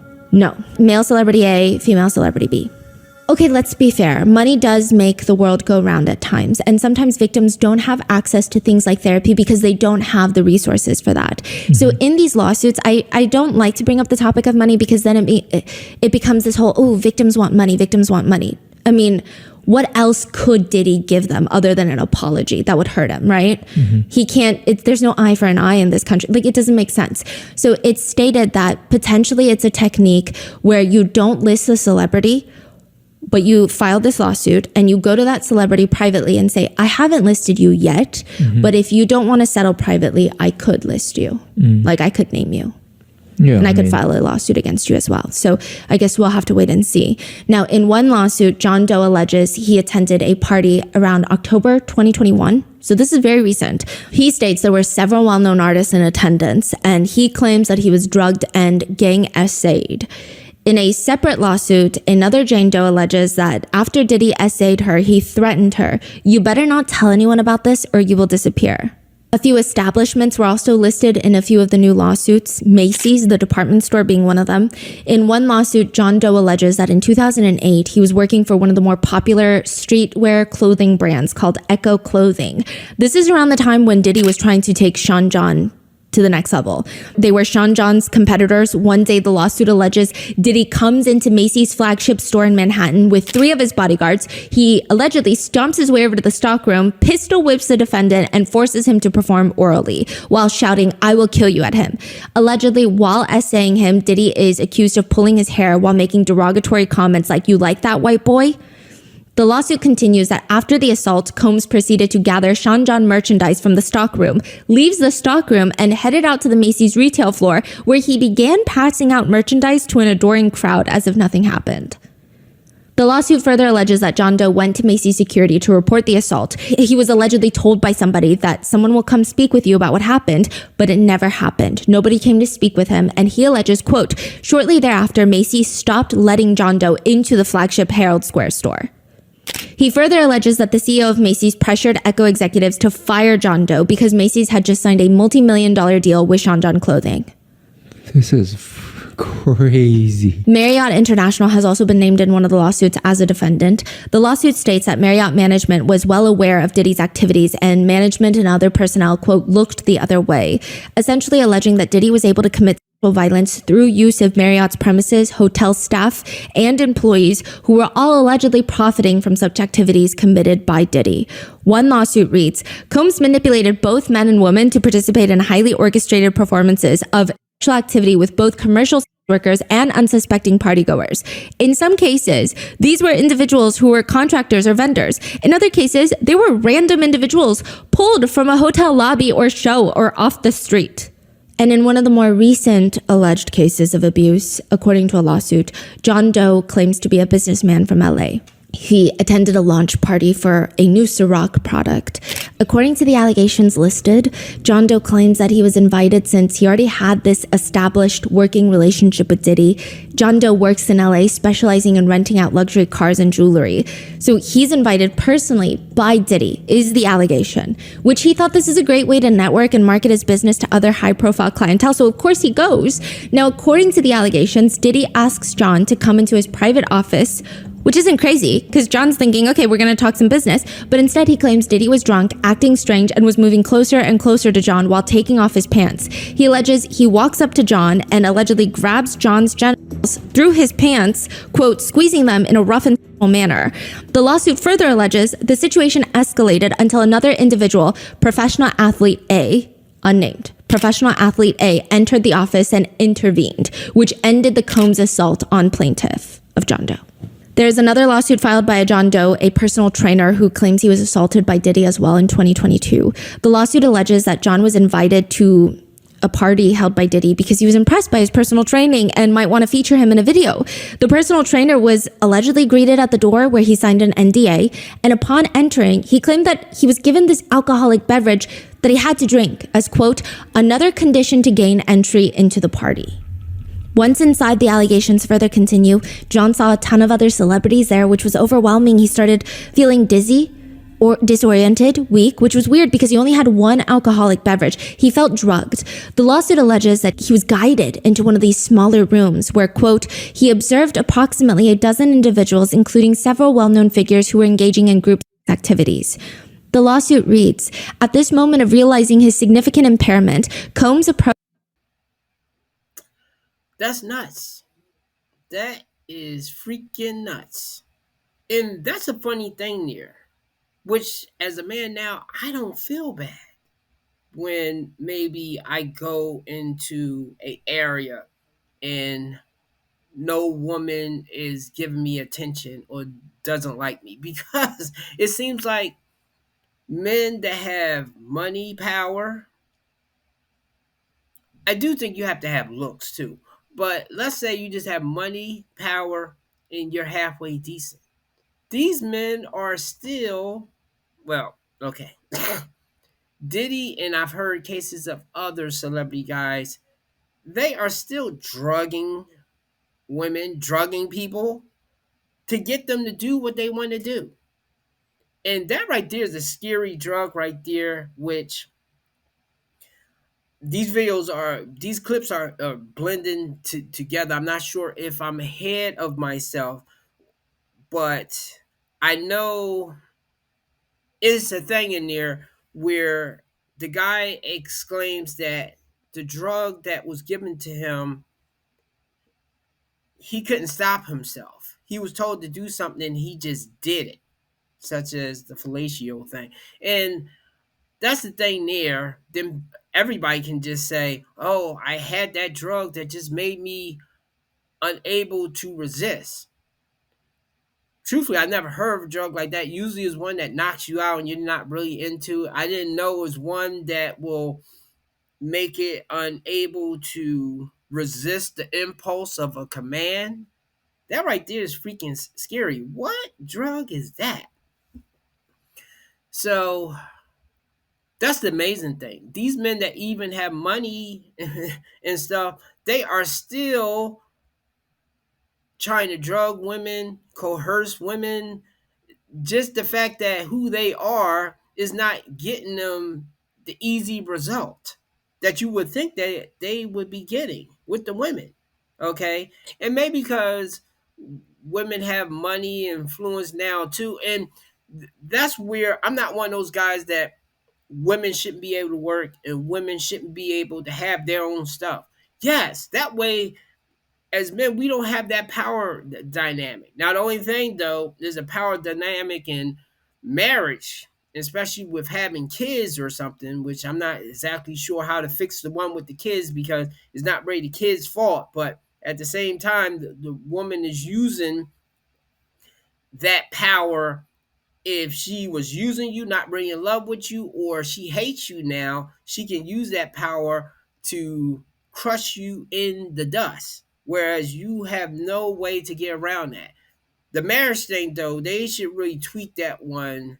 It should be more fair. Of course, though, it goes by who has the most money. And that's going on to a totally separate conversation. I'm just saying that the fact that these men, even though they have money, is still struggling to get women so easily that they still have to resort to putting something in their drink. Like, wow. Approached plaintiff, John, and removed his pants and began performing non-consensual oral sex onto him. Combs then directed John to perform oral sex on another individual in the room known as Celebrity A. Due to the haze of the drug he had been clandestinely served, John Doe could not resist Combs' coercion and ordering. He felt trapped inside of his body, unable to control it and understand what was happening around him. As a result, John Doe was forced to perform non-consensual oral sex onto Celebrity A. After Celebrity A finished, this individual spit into plaintiff's mouth. The lawsuit further alleges, while in and out of consciousness, individuals at the party forced plaintiff into sexual acts with both men and women, and, quote, these individuals, including Combs, essentially passed plaintiff's drugged body around like a party favor for their sexual enjoyment. When plaintiff finally regained consciousness, he found himself outside of his apartment, disoriented, without a shirt and without his phone. Plaintiff is unaware who took him back to the apartment or how he got there. He alleges that this happened on the night of the BET Awards, 2022. Was that another one that was mentioned earlier? This is the further. The same. Yes, but same more person? detail. Yes. Same person. Okay. In another allegation filed in a lawsuit, Jane Doe claims she was invited to a party in December of 2022. She claims she noticed all of Diddy's employees at the house party pushing drugs onto the guests, the staff. She alleges she only drank a single glass of wine, where the allegation is she felt trapped inside of her body, and then Diddy allegedly essayed her. The lawsuit reads, plaintiff discovered blood on her legs from her vaginal area and bruising on her hip. She also found deep imprints on her arms and wrists, suggesting that she had been tied with ropes. Additionally, she felt significant pain and soreness in her vaginal region. Do you know who Aaron Hall is? Mm-mm. He's a huge R&B singer from back in the day. He was listed as one of the defendants in one of the lawsuits. Liza Gardner alleges in her lawsuit that Diddy and Aaron Hall had taken her and her friend back to Aaron Hall's apartment for a party. This was way back then. And Liza remembers being offered more drinks and coerced into having intimate relations with Diddy. She alleges that after Diddy was done, she just laid in the bed, shocked and traumatized. As soon as she's trying to get dressed, Aaron Hall allegedly barges into the room, pins her down, and forces her to have intimate relations with him. When he finally leaves her alone, she claims she quickly got dressed, ran out of there, and her friend was also allegedly essayed by the two. She said that they swapped rooms. So while Diddy was allegedly essaying Liza, Aaron Hall was with her friend, and then they, quote, swapped and they switched. Liza thought perhaps the nightmare was over, but a few days later, she states that her door to the apartment slams open, Diddy runs in and allegedly starts choking her until she passes out. She said that he was scared that the girls were going to tell his girlfriend at the time what happened. Not the police, but the girlfriend. Which was? I believe not someone famous at the time. Okay. Aaron Hall, the R&B singer, he hasn't responded to the allegations, but an old interview of his has been popping back up. It's pretty bad. Some netizens feel as if he has admitted right then and there, but it's up for you to decide. A lot of people remember him being one of the smoothest, more romantic R&B singers back in the day, but turns out he likes to brag about being a pimp. Quote, pimp, because his grandfather was a pimp. He also states in an interview, girls with the, quote, fresh out the pussy shit think they can get a man like Aaron Hall. I'm historical dick. They f with me, it's a big dick. Everybody know my son's mother. What? Furthermore, he states that the mother of his son is a puppy because he impregnated her when she was 16 years old. He refers to her as a puppy because she was a minor and he was in his 30s at the time. He states, I didn't know she was a puppy. Sometimes when I see a puppy on the field when I'm dog training, I think it's a year or two old and it'd be like 8 months. So I don't know. So when I saw her, everybody was trying to get at her. So I took her. I didn't know she was a puppy, you know what I mean? That's right. She was tall, she was big, blonde hair, bone with the black pant leather. I was like, I'm getting that. The whole interview is a bizarre telling on himself rant. He continues, if you can't handle my dick, you ain't getting my last name. So I've been single for 50 years. If a bitch touch my dick and say my dick is small, then she's a lying bitch. He goes on to rant about how everyone he knows how he fucks. That's his words, quote, fucks. And how large his, quote, dick is. Even Puffy and Jodeci have seen him fuck. They know. That's his claim. Like, if you speak to Jodeci or Puffy or any of them niggas, they been at my house. They all see me. They all know I'm a big nigga. Yeah. He was 50 years old? At this interview? Yeah. Oh yeah, I think he's like 60 now. And he's like screaming these things. It's very scary. He admits in the podcast, I can say to you that I've smacked a lot of bitches and gone off on a lot of bitches, but it's because I've never been raised or had my mother cook me any meals. So he's saying it's his mom's fault that he beats women? He says when you're with a girl, you don't go nowhere unless we say go somewhere. I just personally feel like he should not be allowed alone with any woman or child or really any other sane human being within like a 1 mile radius of him. He also states if he goes into a studio and a guy is arguing with a girl, then he goes off on that girl without even knowing what's going on because he doesn't want his friend to be perceived as weak. That's crazy. That is like the most weakest insecure video I've ever seen in my entire life. I mean, it's not necessarily an admission of guilt per se, but a lot of netizens have read in between the lines, or rather the lack thereof, and the comments read, let them talk long enough and they will tell on themselves. Just hearing him speak, I believe every word that woman has said. Diddy's attorneys have responded. No matter how many lawsuits are filed, it won't change the fact that Mr. Combs has never sexually assaulted or trafficked anyone. We live in a world where anyone can file a lawsuit for any reason and without any proof. Which, side note, I mean, yeah, but technically, what about the indictment? Fortunately, a fair and impartial judicial process exists to find the truth, and Mr. Combs is confident he will prevail against these and other baseless claims in court.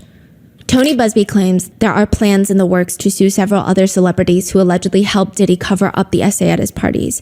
In fact, Tony hints at the fact that a few A-list celebrities have already settled with victims in private. He says, because it's in the best interest of the victims, we attempt to resolve these matters without the filing of a public lawsuit. And we have done that already. We've done that with a handful of individuals, many of which you've heard of before, and we will continue to do that. Who is this Tony Busby? He's a fascinating attorney.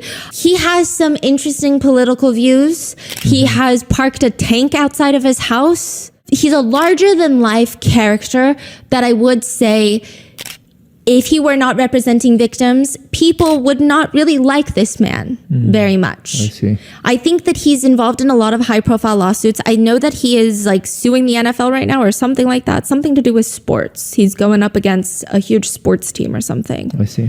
Some people think that he's an ambulance chaser. Some people think, I mean, technically he could file as many lawsuits as he wants with enough due diligence and he can get all the good press he wants. So we don't know, right? He states that people are going to be very shocked at the names that will come out during the course of this investigation. He states the youngest of his clients was 9 years old at the time of the alleged assault. He states that the young boy was taken from an audition in New York City with Bad Boy Records. They were allegedly sexually abused by Diddy and several others in the studio on the promise of getting him a record deal. So in regards to the new lawsuits filed, it appears in response to attorney Tony Busby, Diddy's attorneys have called the barrage of lawsuits a, quote, clear attempt to garner publicity.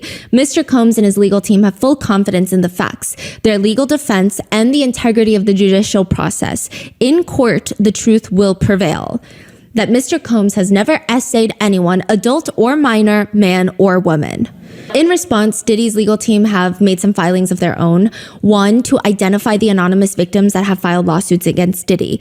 The filing states, request that the court direct the government to identify its alleged victims so that Mr. Combs can prepare for trial, stating that due to the high-profile nature of the case, quote, this has had a pervasive ripple effect, resulting in a torrent of allegations by unidentified complaints spanning from false to outright absurd. Counsel for these accusers, alluding to Tony Busby, recently convened a press conference prior to filing at which he claimed to represent 120 accusers making outrageous and deeply prejudicial allegations, including violent essay and sexual abuse of minors. These accusations came on the heels of more than a dozen lawsuits previously filed and currently pending, several of which have already been discredited, but only after irreparably damaging Mr. Combs' character and reputation. These swirling accusations have created a hysterical media circus that, if left unchecked, will irreparably deprive Mr. Combs of a fair trial, and if they haven't already. Side note, Tony Busby does state that they vet all the allegations, like I said. He stated to the New York Times that they have more than 100 screeners and 30 lawyers working on each allegation to vet it. And then I'm sure once they get vetted, Tony Busby and his attorneys that write these lawsuits, that file them, they're vetting once more. That's not me defending him or saying it must be true then. I'm just giving you both sides because it seems many netizens are wondering about the validity of so many lawsuits. Side note, a judge presiding over one of the cases where, if you remember from part 2, Jane Doe filed a lawsuit alleging she was gang essayed by Diddy and Harvey Pierre, then president of Bad Boy Records. She was flown on the private jet from Michigan. Yes. The judge granted Diddy's team motion to reveal her identity if she wants to continue pressing charges. The judge states, the court recognizes that public disclosure of Doe's identity could have a significant impact on her, particularly given the graphic and disturbing allegations in this case. They acknowledge that, but the court points to previous cases, stating, indeed, similar motions to proceed anonymously in sexual assault lawsuits involving public figures, including Kevin Spacey and Harvey Weinstein, were likewise denied. For those reasons, and as further detailed, the court denies plaintiff's motion to remain anonymous. I guess we will just have to wait and see if the others face the same situation. Diddy's attorneys have also asked the judge to impose a gag order of sorts. So this gag order seems more so towards the victims or the alleged victims and their legal representatives. They state, as the court is aware, Mr. Combs has been the target of an unending stream of allegations by prospective witnesses and their counsel in the press. These prospective witnesses and their lawyers have made numerous inflammatory extrajudicial statements aimed at assassinating Mr. Combs' character in the press. They have a whole list of articles as examples, one even being from Cassie's lawsuit, where after Diddy apologizes, if you will, for the hotel video, the hotel assault video being leaked, her attorney responds more or less that when Cassie and other victims came forward, he denied everything and suggested that everyone was looking for a payday. But now look, he's only compelled to apologize once his repeated denials were proven false, shows his pathetic desperation, and no one will be swayed by his disingenuous words. That is what Cassie's attorney said, which they're stating that it's prejudicial for an attorney to say that. Yeah, stating several of these lawyers have made shockingly prejudicial and false allegations of sexual assault and abuse of minors, the details of which need not be repeated. In another part of this filing, it reads, these statements undoubtedly threaten Mr. Combs' right to a fair trial and no other remedies exist. This court should exercise its discretion in issuing an order requiring all potential witnesses and their counsel to refrain from making extrajudicial statements that have a likelihood to interfere with Mr. Combs' trial. Which a lot of people have a lot to say about Diddy's legal team. They are technically the dream team, if you will.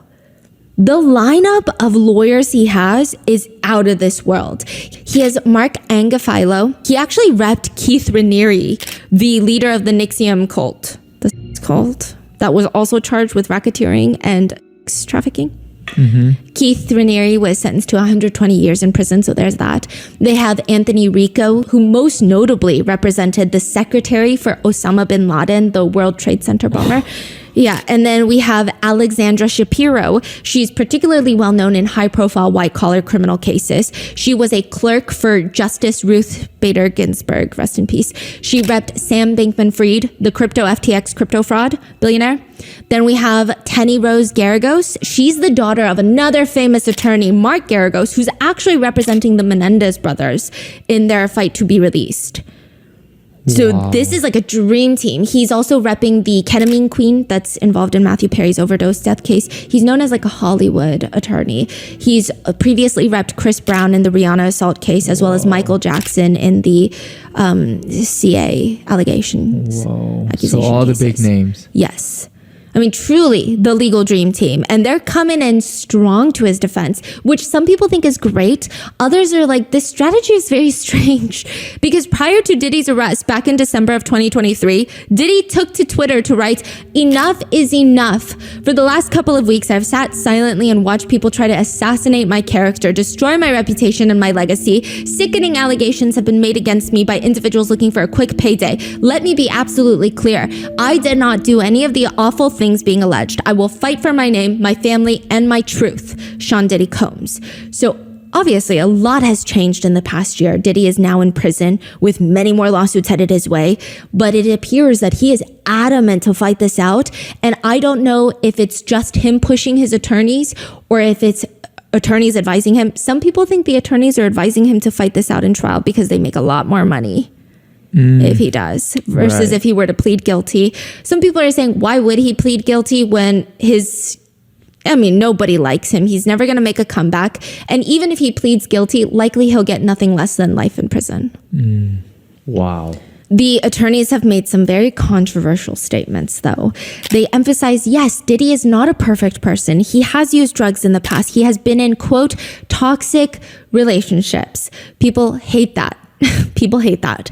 But they continue. But he's committed to getting therapy and treatment for things that he needs therapy and treatment for. Again, very vague.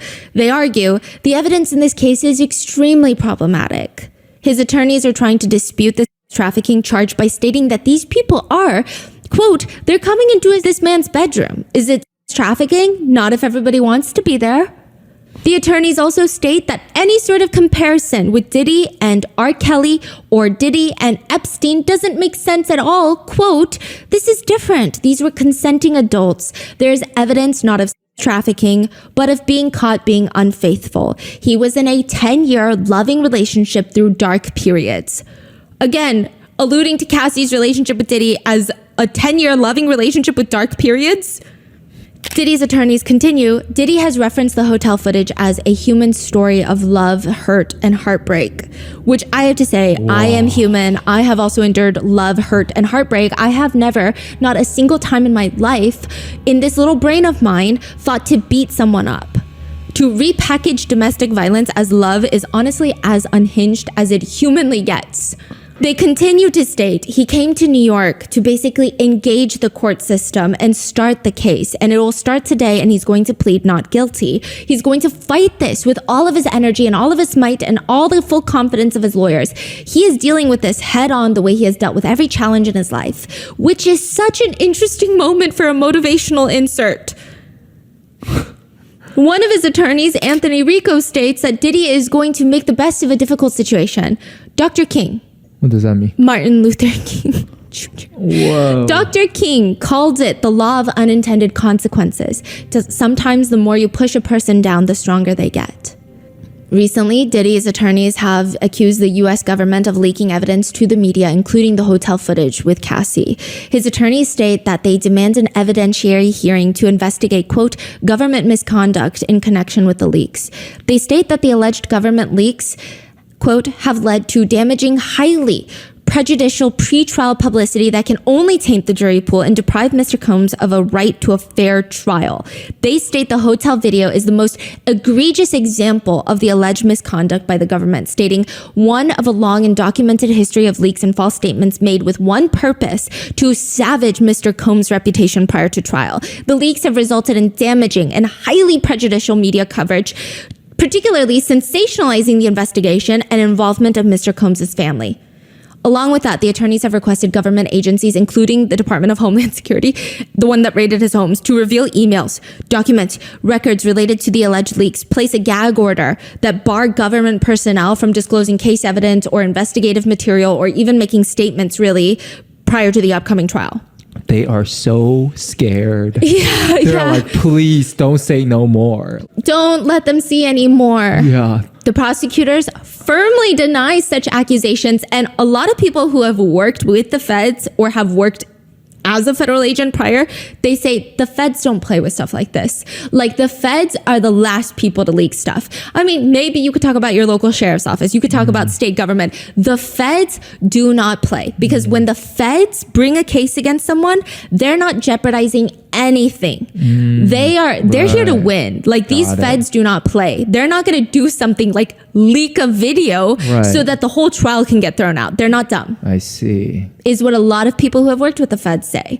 The prosecutors also firmly deny the accusation. They state the government was not in possession of the video before its publication by CNN. There is thus no factual basis for the defendant's claim that the government leaked the video to CNN, essentially arguing, how can you leak something that you don't have?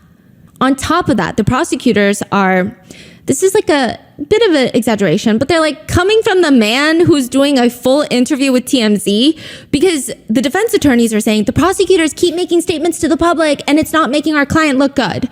It's like interfering with his right to a fair trial. And the prosecutors are like, Mark, didn't you just do a full interview with TMZ? They argue he basically accused the government of running a racist prosecution, which, okay, Mark stated, I I think these are the statements that the prosecutors are alluding to. He stated, "We are disappointed with the decision to pursue what we believe is an unjust prosecution of Mr. Combs by the U.S. Attorney's Office. Sean Diddy Combs is a music icon, self-made entrepreneur, loving family man, and proven philanthropist who has spent the last 30 years building an empire, adoring his children, and working to uplift the Black community. To his credit, Mr. Combs has been nothing but cooperative with the investigation, and he voluntarily relocated to New York last week in anticipation of these charges. Please reserve your judgment. These are the acts of an innocent man with nothing to hide, and he looks forward to clearing his name in court." He also tries to dispute the trafficking charges. It's a shakedown of a successful Black man, and they state that the federal agents are investigating him for sexual misconduct as, quote, "a last vestige because Diddy's businesses are fine and he pays taxes." Yeah.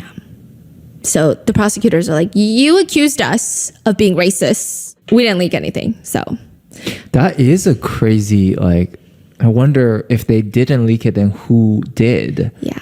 And how much like pools and how many like powers or whatever is being, I don't know. It's really fascinating. Yeah, there's so much going on. Side note, it seems like there could be a lot of strategies at play for accusing the government of leaking the video. One, it could get thrown out as evidence in the trial. So the jury could potentially not be shown the footage of him beating Cassie. However, I feel like there's going to be lots of other evidence that they will be seeing.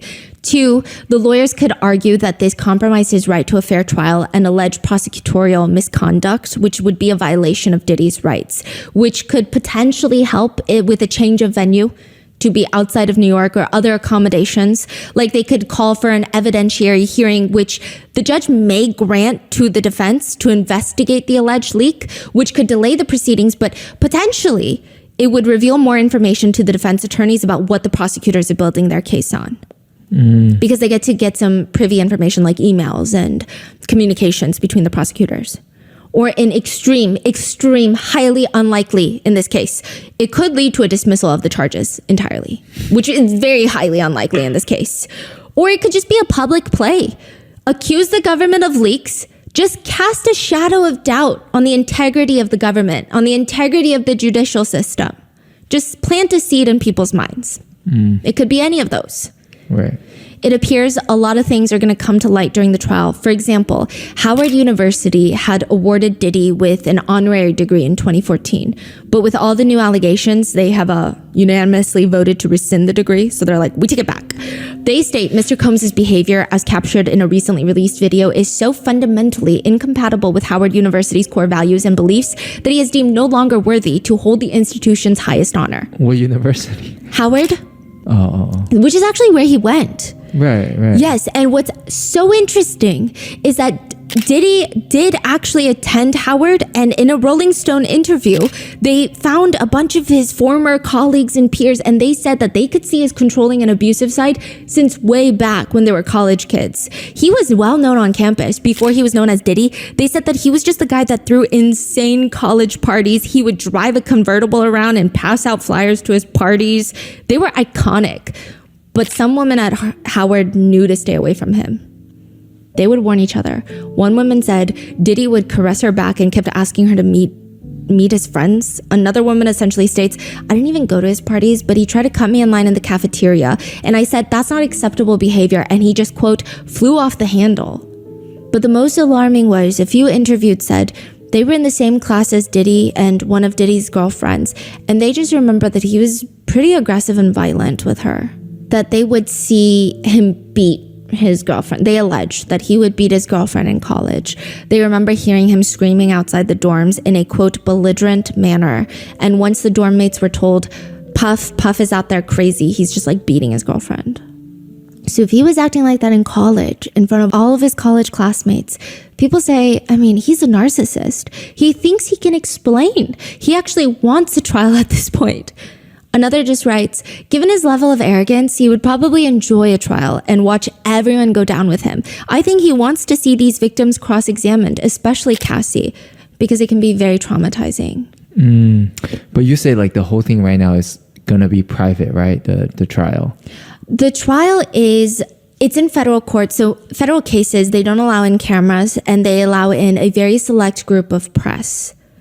and family and the public. So like you would have to either queue in line. Sometimes you would have to get press badges to get in. Like this one I think is going to be highly regulated. It's not going to be live streamed on, anywhere. Yeah. It's going to be a very, very intense trial. Federal prosecutors are known to be absolutely ruthless. Typically, take that as you will. And they've made statements that they might not even be done with Diddy on these charges alone. Additionally, there's conversations that there might be further weapons and drug charges tacked on to the long list of accusations and charges that Diddy will be facing in court. Because you remember there were the assault rifles found in his Miami home? They were found with the serial numbers defaced, which you're not supposed to do. It is illegal in most jurisdictions because it makes it really hard to trace the weapon's origin and ownership history, why would you not want that traced? Also, the fact that the rifles are disassembled, experts say, strongly suggests deliberate attempts to evade detection and law enforcement, which could be viewed as evidence of criminal intent. It seems like Diddy's attorneys suggested that it belonged to Diddy's security detail, but the prosecutors hit back. I don't dispute that Mr. Combs has used armed security, but it is incredulous that armed security in a professional security company would have defaced AR-15s and store them in pieces in the defendant's personal closet. That is just absurd. It's also said the defendant, Diddy, tested positive for ecstasy and or other drugs. The prosecutors state they may file and bring a superseding indictment, meaning more potential charges, once all the data from the seized devices are extracted, which has been reported, like I said, 100 devices with 90 terabytes of data on there. 90 terabytes is a lot of data. Now, just to be clear, there could be years and years of music. There could be all of the security footage from his home that just was never reset or replaced or deleted. There's no indication that 90 terabytes of data is all nefarious, but just to give you an idea of how much is on there, that's about 18,000 movies. 22 and a half full-length movies, or about 45 hours of video content, or 18 million songs. Wow. It's a lot of data. It's a lot to sort through, too. Yeah. The DA's office have stated in regards to Diddy's case. Now, I want to be clear about two things. First, this office is determined to investigate and prosecute anyone who engages in sex trafficking, no matter how powerful or wealthy or famous you may be. No one should doubt our commitment on that. A year ago, Sean Combs stood in Times Square and was handed a key to New York City. Today, he's been indicted and will face justice in the Southern District of New York. Second, we are not done. This investigation is ongoing, and I encourage anyone with information about this case to come forward and to do it quickly. And I would not doubt them. This is the Southern District of New York. They are widely regarded as one of the most aggressive federal prosecutors' offices in the entire nation. All the attorneys in that office are typically highly respected in the legal community. I don't know about loved, but highly respected, highly feared. They're known to be winners. They don't come to play. Yeah. Okay, that right there is her halfway point, her intermission. And I'm going to, if you want to watch the rest of her full video, because I believe she has an hour and a half more to go. And thank you for still being here, because I know we are creeping up on 2 hours. I'm trying not to go past that point right there. But I'm about to show the list. Well, okay, I'm going to show the visual list of the people allegedly at the party. And then I'm going to show the actual printed one that I found online. Hopefully it's true. Now, I'm not sure if the visual one is correct, but it is interesting, and I do believe is 90% true. But some of the people that I would think definitely would be on there is not on there. And some of the people that I don't think that was at one of his parties, like for example, Michael Jordan. I never heard of Michael Jordan being at his party, but Michael Jordan is supposedly on that list. So let's watch.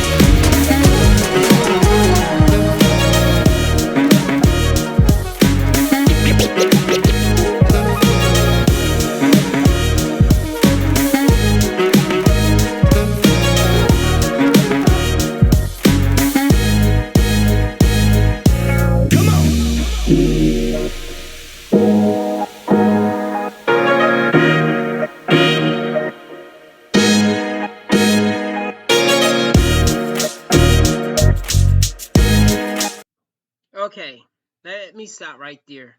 I did not hear that he was there. Now, he might have been at Epstein's Island, okay? But I did not hear the orange guy was at the party. And I do think if him being in office right now, if this is true, that he was at the party, wouldn't he be trying to get P. Diddy off? If this is the actual, if he was actually there, look, I don't know if he was there or not. It's just that when I show the written list, some of these people are not popping up. And of course, maybe they're not going to pick everybody that was there. And of course, just because you happen to be at a gathering where P. Diddy was at, do they lump you in to being a party goer? Now, I do know, see, I'm trying not to say his name because I don't want my video to get flagged. But I know he's good friends with Kanye West. But is Kanye West, did he go to the parties? Now, I heard one time he was at somewhere where Diddy was at. So, I don't know. But anyway, let's continue with the list. I just wanted to interrupt because on that second list, I do not see his name on there. I do see some of these people name that's on here, and some people are oddly missing.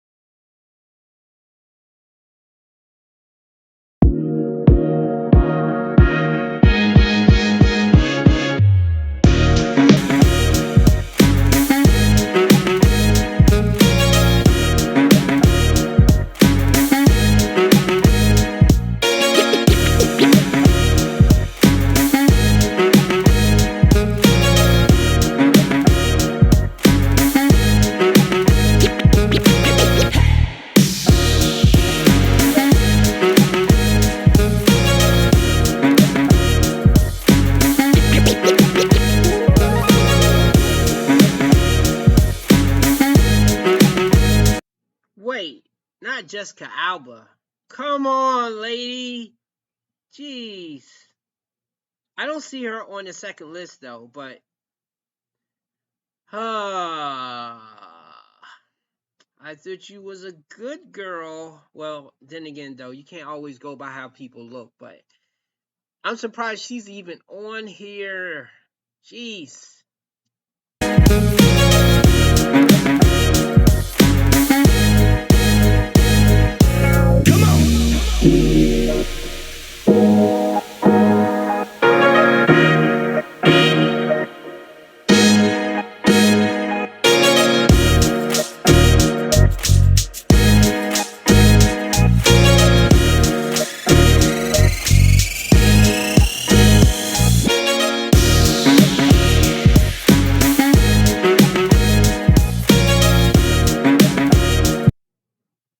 Okay, I'm not surprised Magic Johnson would go, but who's dealing with him? Don't he has that the clap? Doesn't he have that thing? Okay, I know he's taking medicine and he's still alive, but would anybody be comfortable dealing with him in that type of environment? And once again, we know that there's the before part. Okay, I believe a lot of times how this stuff starts, you have a gathering, like you're at a award show, and then you have a get together, maybe a bit after. Then you have a party, and then you have the after party. Now, thing is, though, I don't know how many of these people are at the after party. Now, I did hear the baby, which I should have stopped on his face, but he mentioned that he was introduced to Beyonce and she had to come up and say hi to him or something while it was a room with just him, Jay-Z, and Beyonce. He didn't go too much in detail what else happened in that particular room. So obviously he was at the after party. Now some of these people I can picture probably being in the after party, probably a Lil Wayne because he's wild like that, but still, with him, I'm like, who is following after him if he's doing something? Who's even dealing with him intimately if that's the case? Unless if he's just showing his face there. Anyway.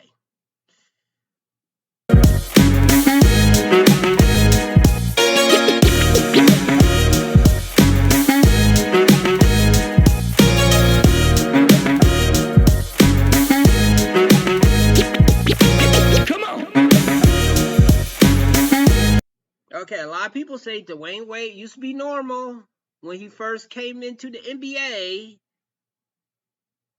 Then maybe he started going to these parties and he went to Gabrielle Union. And while I did see videos that she was being very disrespectful to him, at the same time, he has been on some double time, really. And look, I really don't care about somebody's sexuality because it's not affecting me. But if you was to go to one of these parties and you know that people are getting drugged and getting baby oil that might tranquilize you, put you down for the count or something, it pits people that are into some other stuff sexually.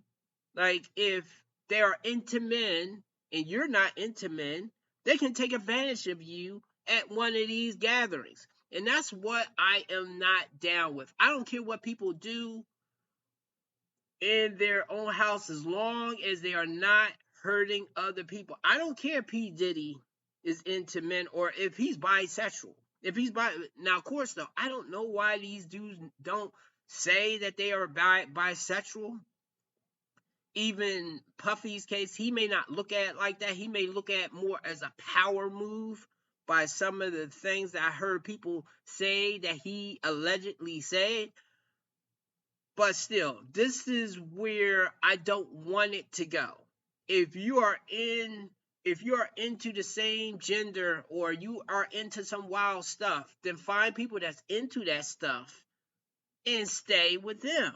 Do not drag other people into your world. This is what I mean about forcing your lifestyle on someone else.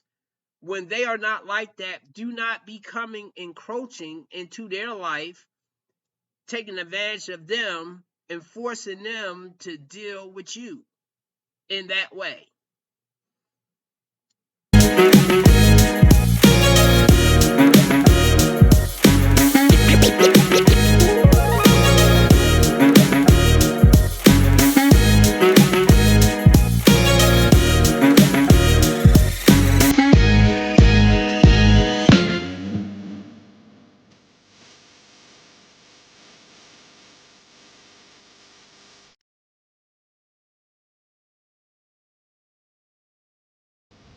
Okay, this is what I mean. I never heard that he was at the party.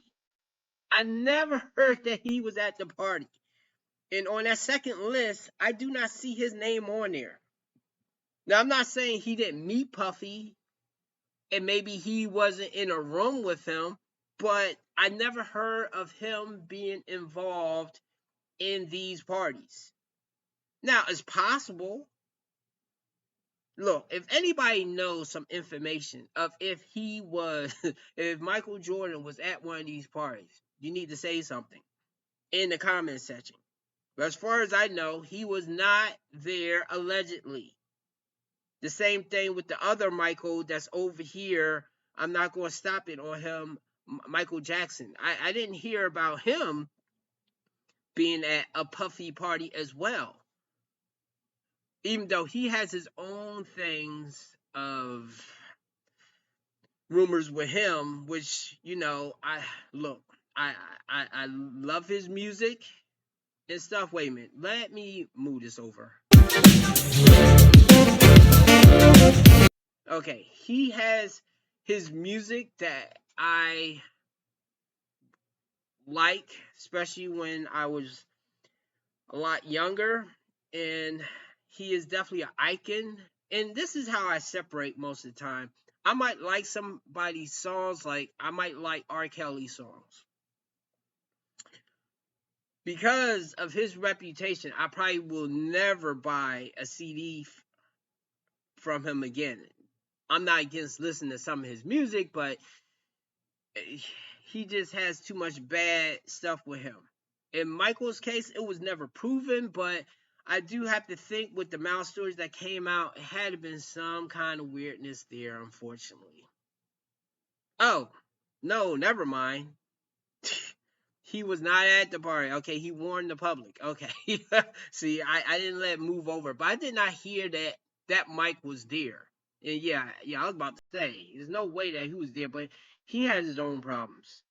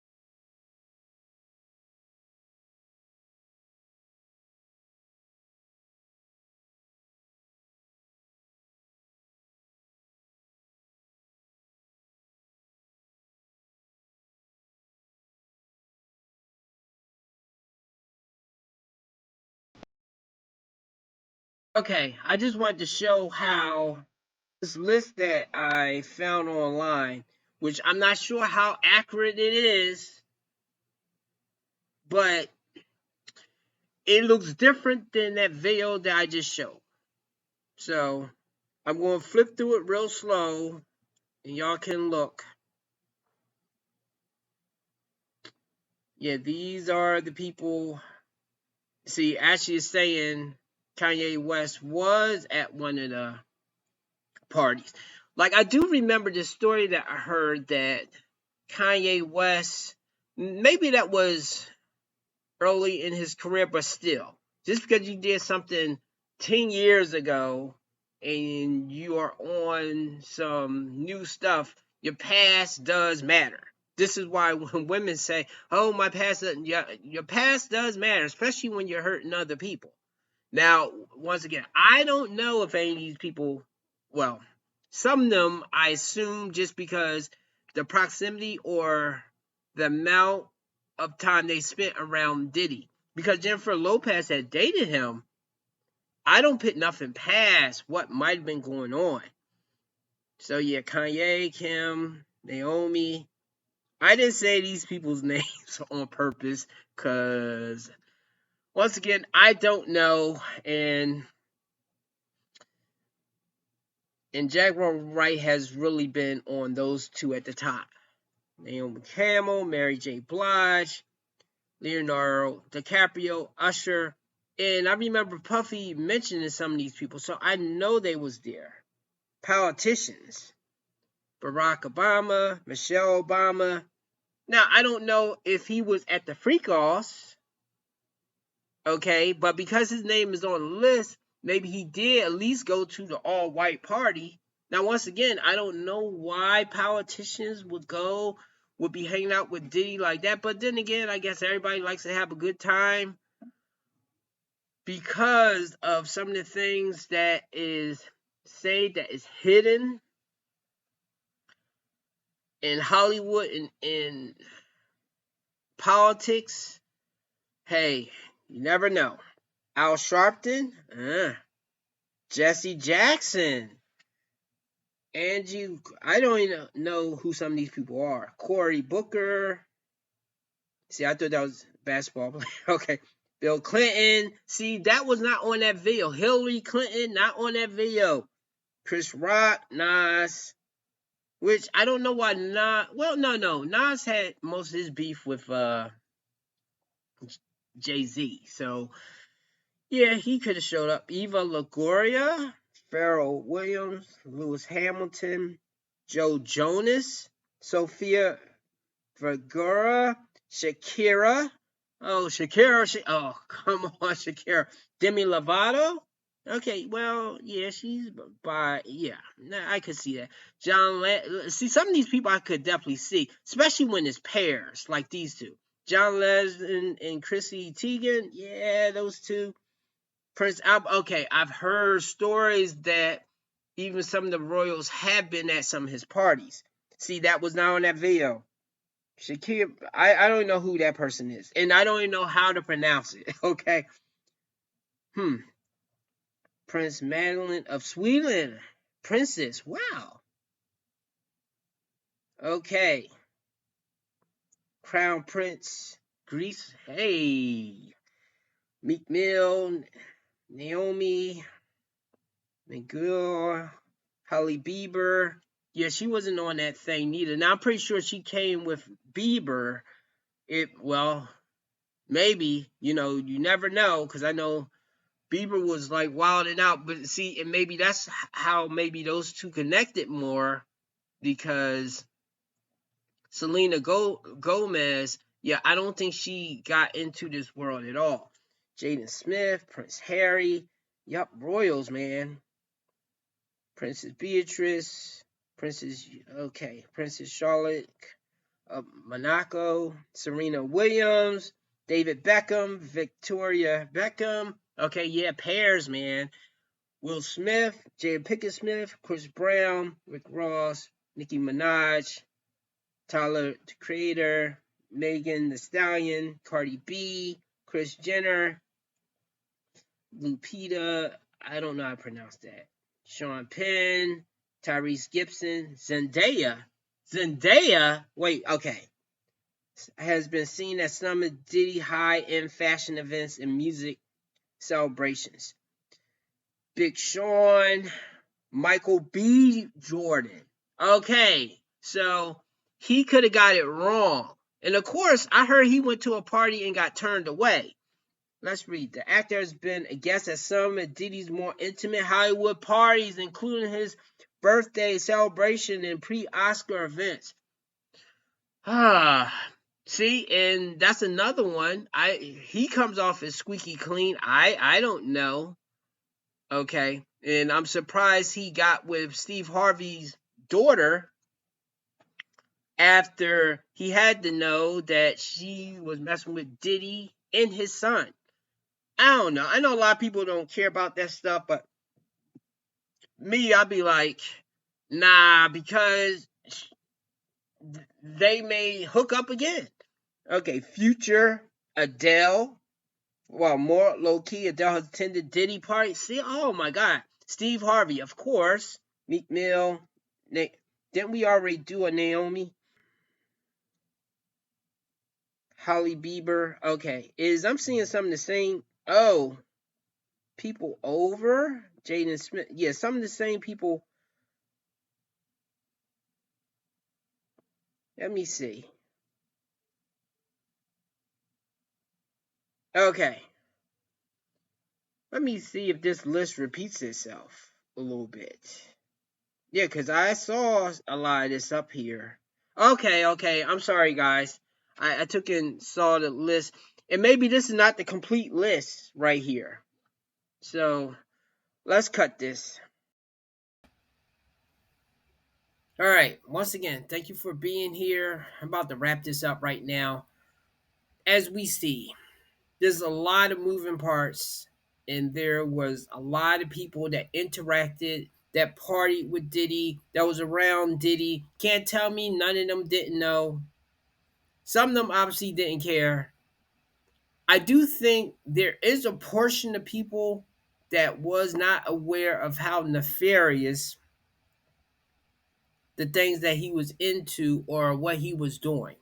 I believe it is a portion. Thing is, who? I guess when I look at some people and if they are wild and they are partying, similar like a Chris Brown that's hung around him. I've seen videos of those two interacting together. You can't tell me he didn't know the things that Diddy was into. And that's the same thing with Usher. People knew. And also Justin Bieber. He had to have known.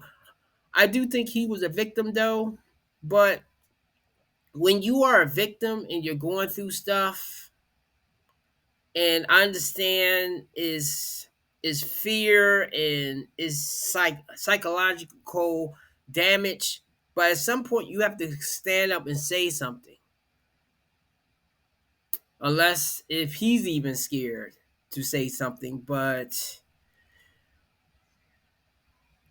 I do think the people that was victimized that are big names now maybe say something now. Of course, you're probably not totally innocent because while you was a victim and got abused at some of those parties, it could have been possible that they got him to, and I'm saying in Justin Bieber's case, they got him to participate in something that he regrets now that he victimized someone. Allegedly. I don't know. But I always think of why wouldn't people come forward, especially if they have the power and influence. If it's a real power dynamic that they are like so much above you and you feel powerless, like if you are in the six-figure level and you're dealing with a billionaire, yes, of course, there's a lot of things that they can do to screw you over. If you are in the millionaire range and you also have allies and you can somewhat defend yourself, I don't see why you wouldn't step forward to say things as well.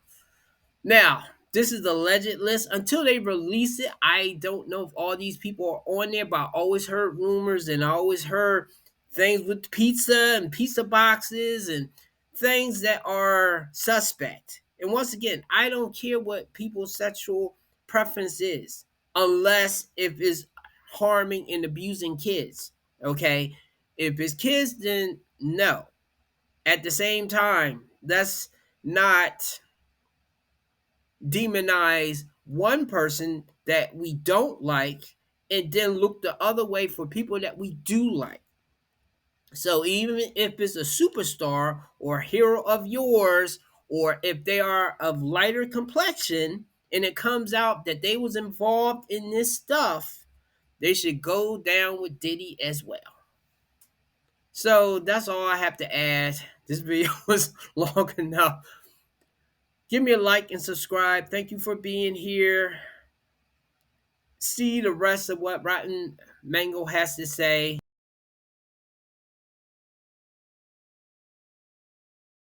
And Metcalf just refused to let it go. It was unbelievable how much ground he made up. That had to be 10 yards on a very fast Buda Baker, and he just tracked it.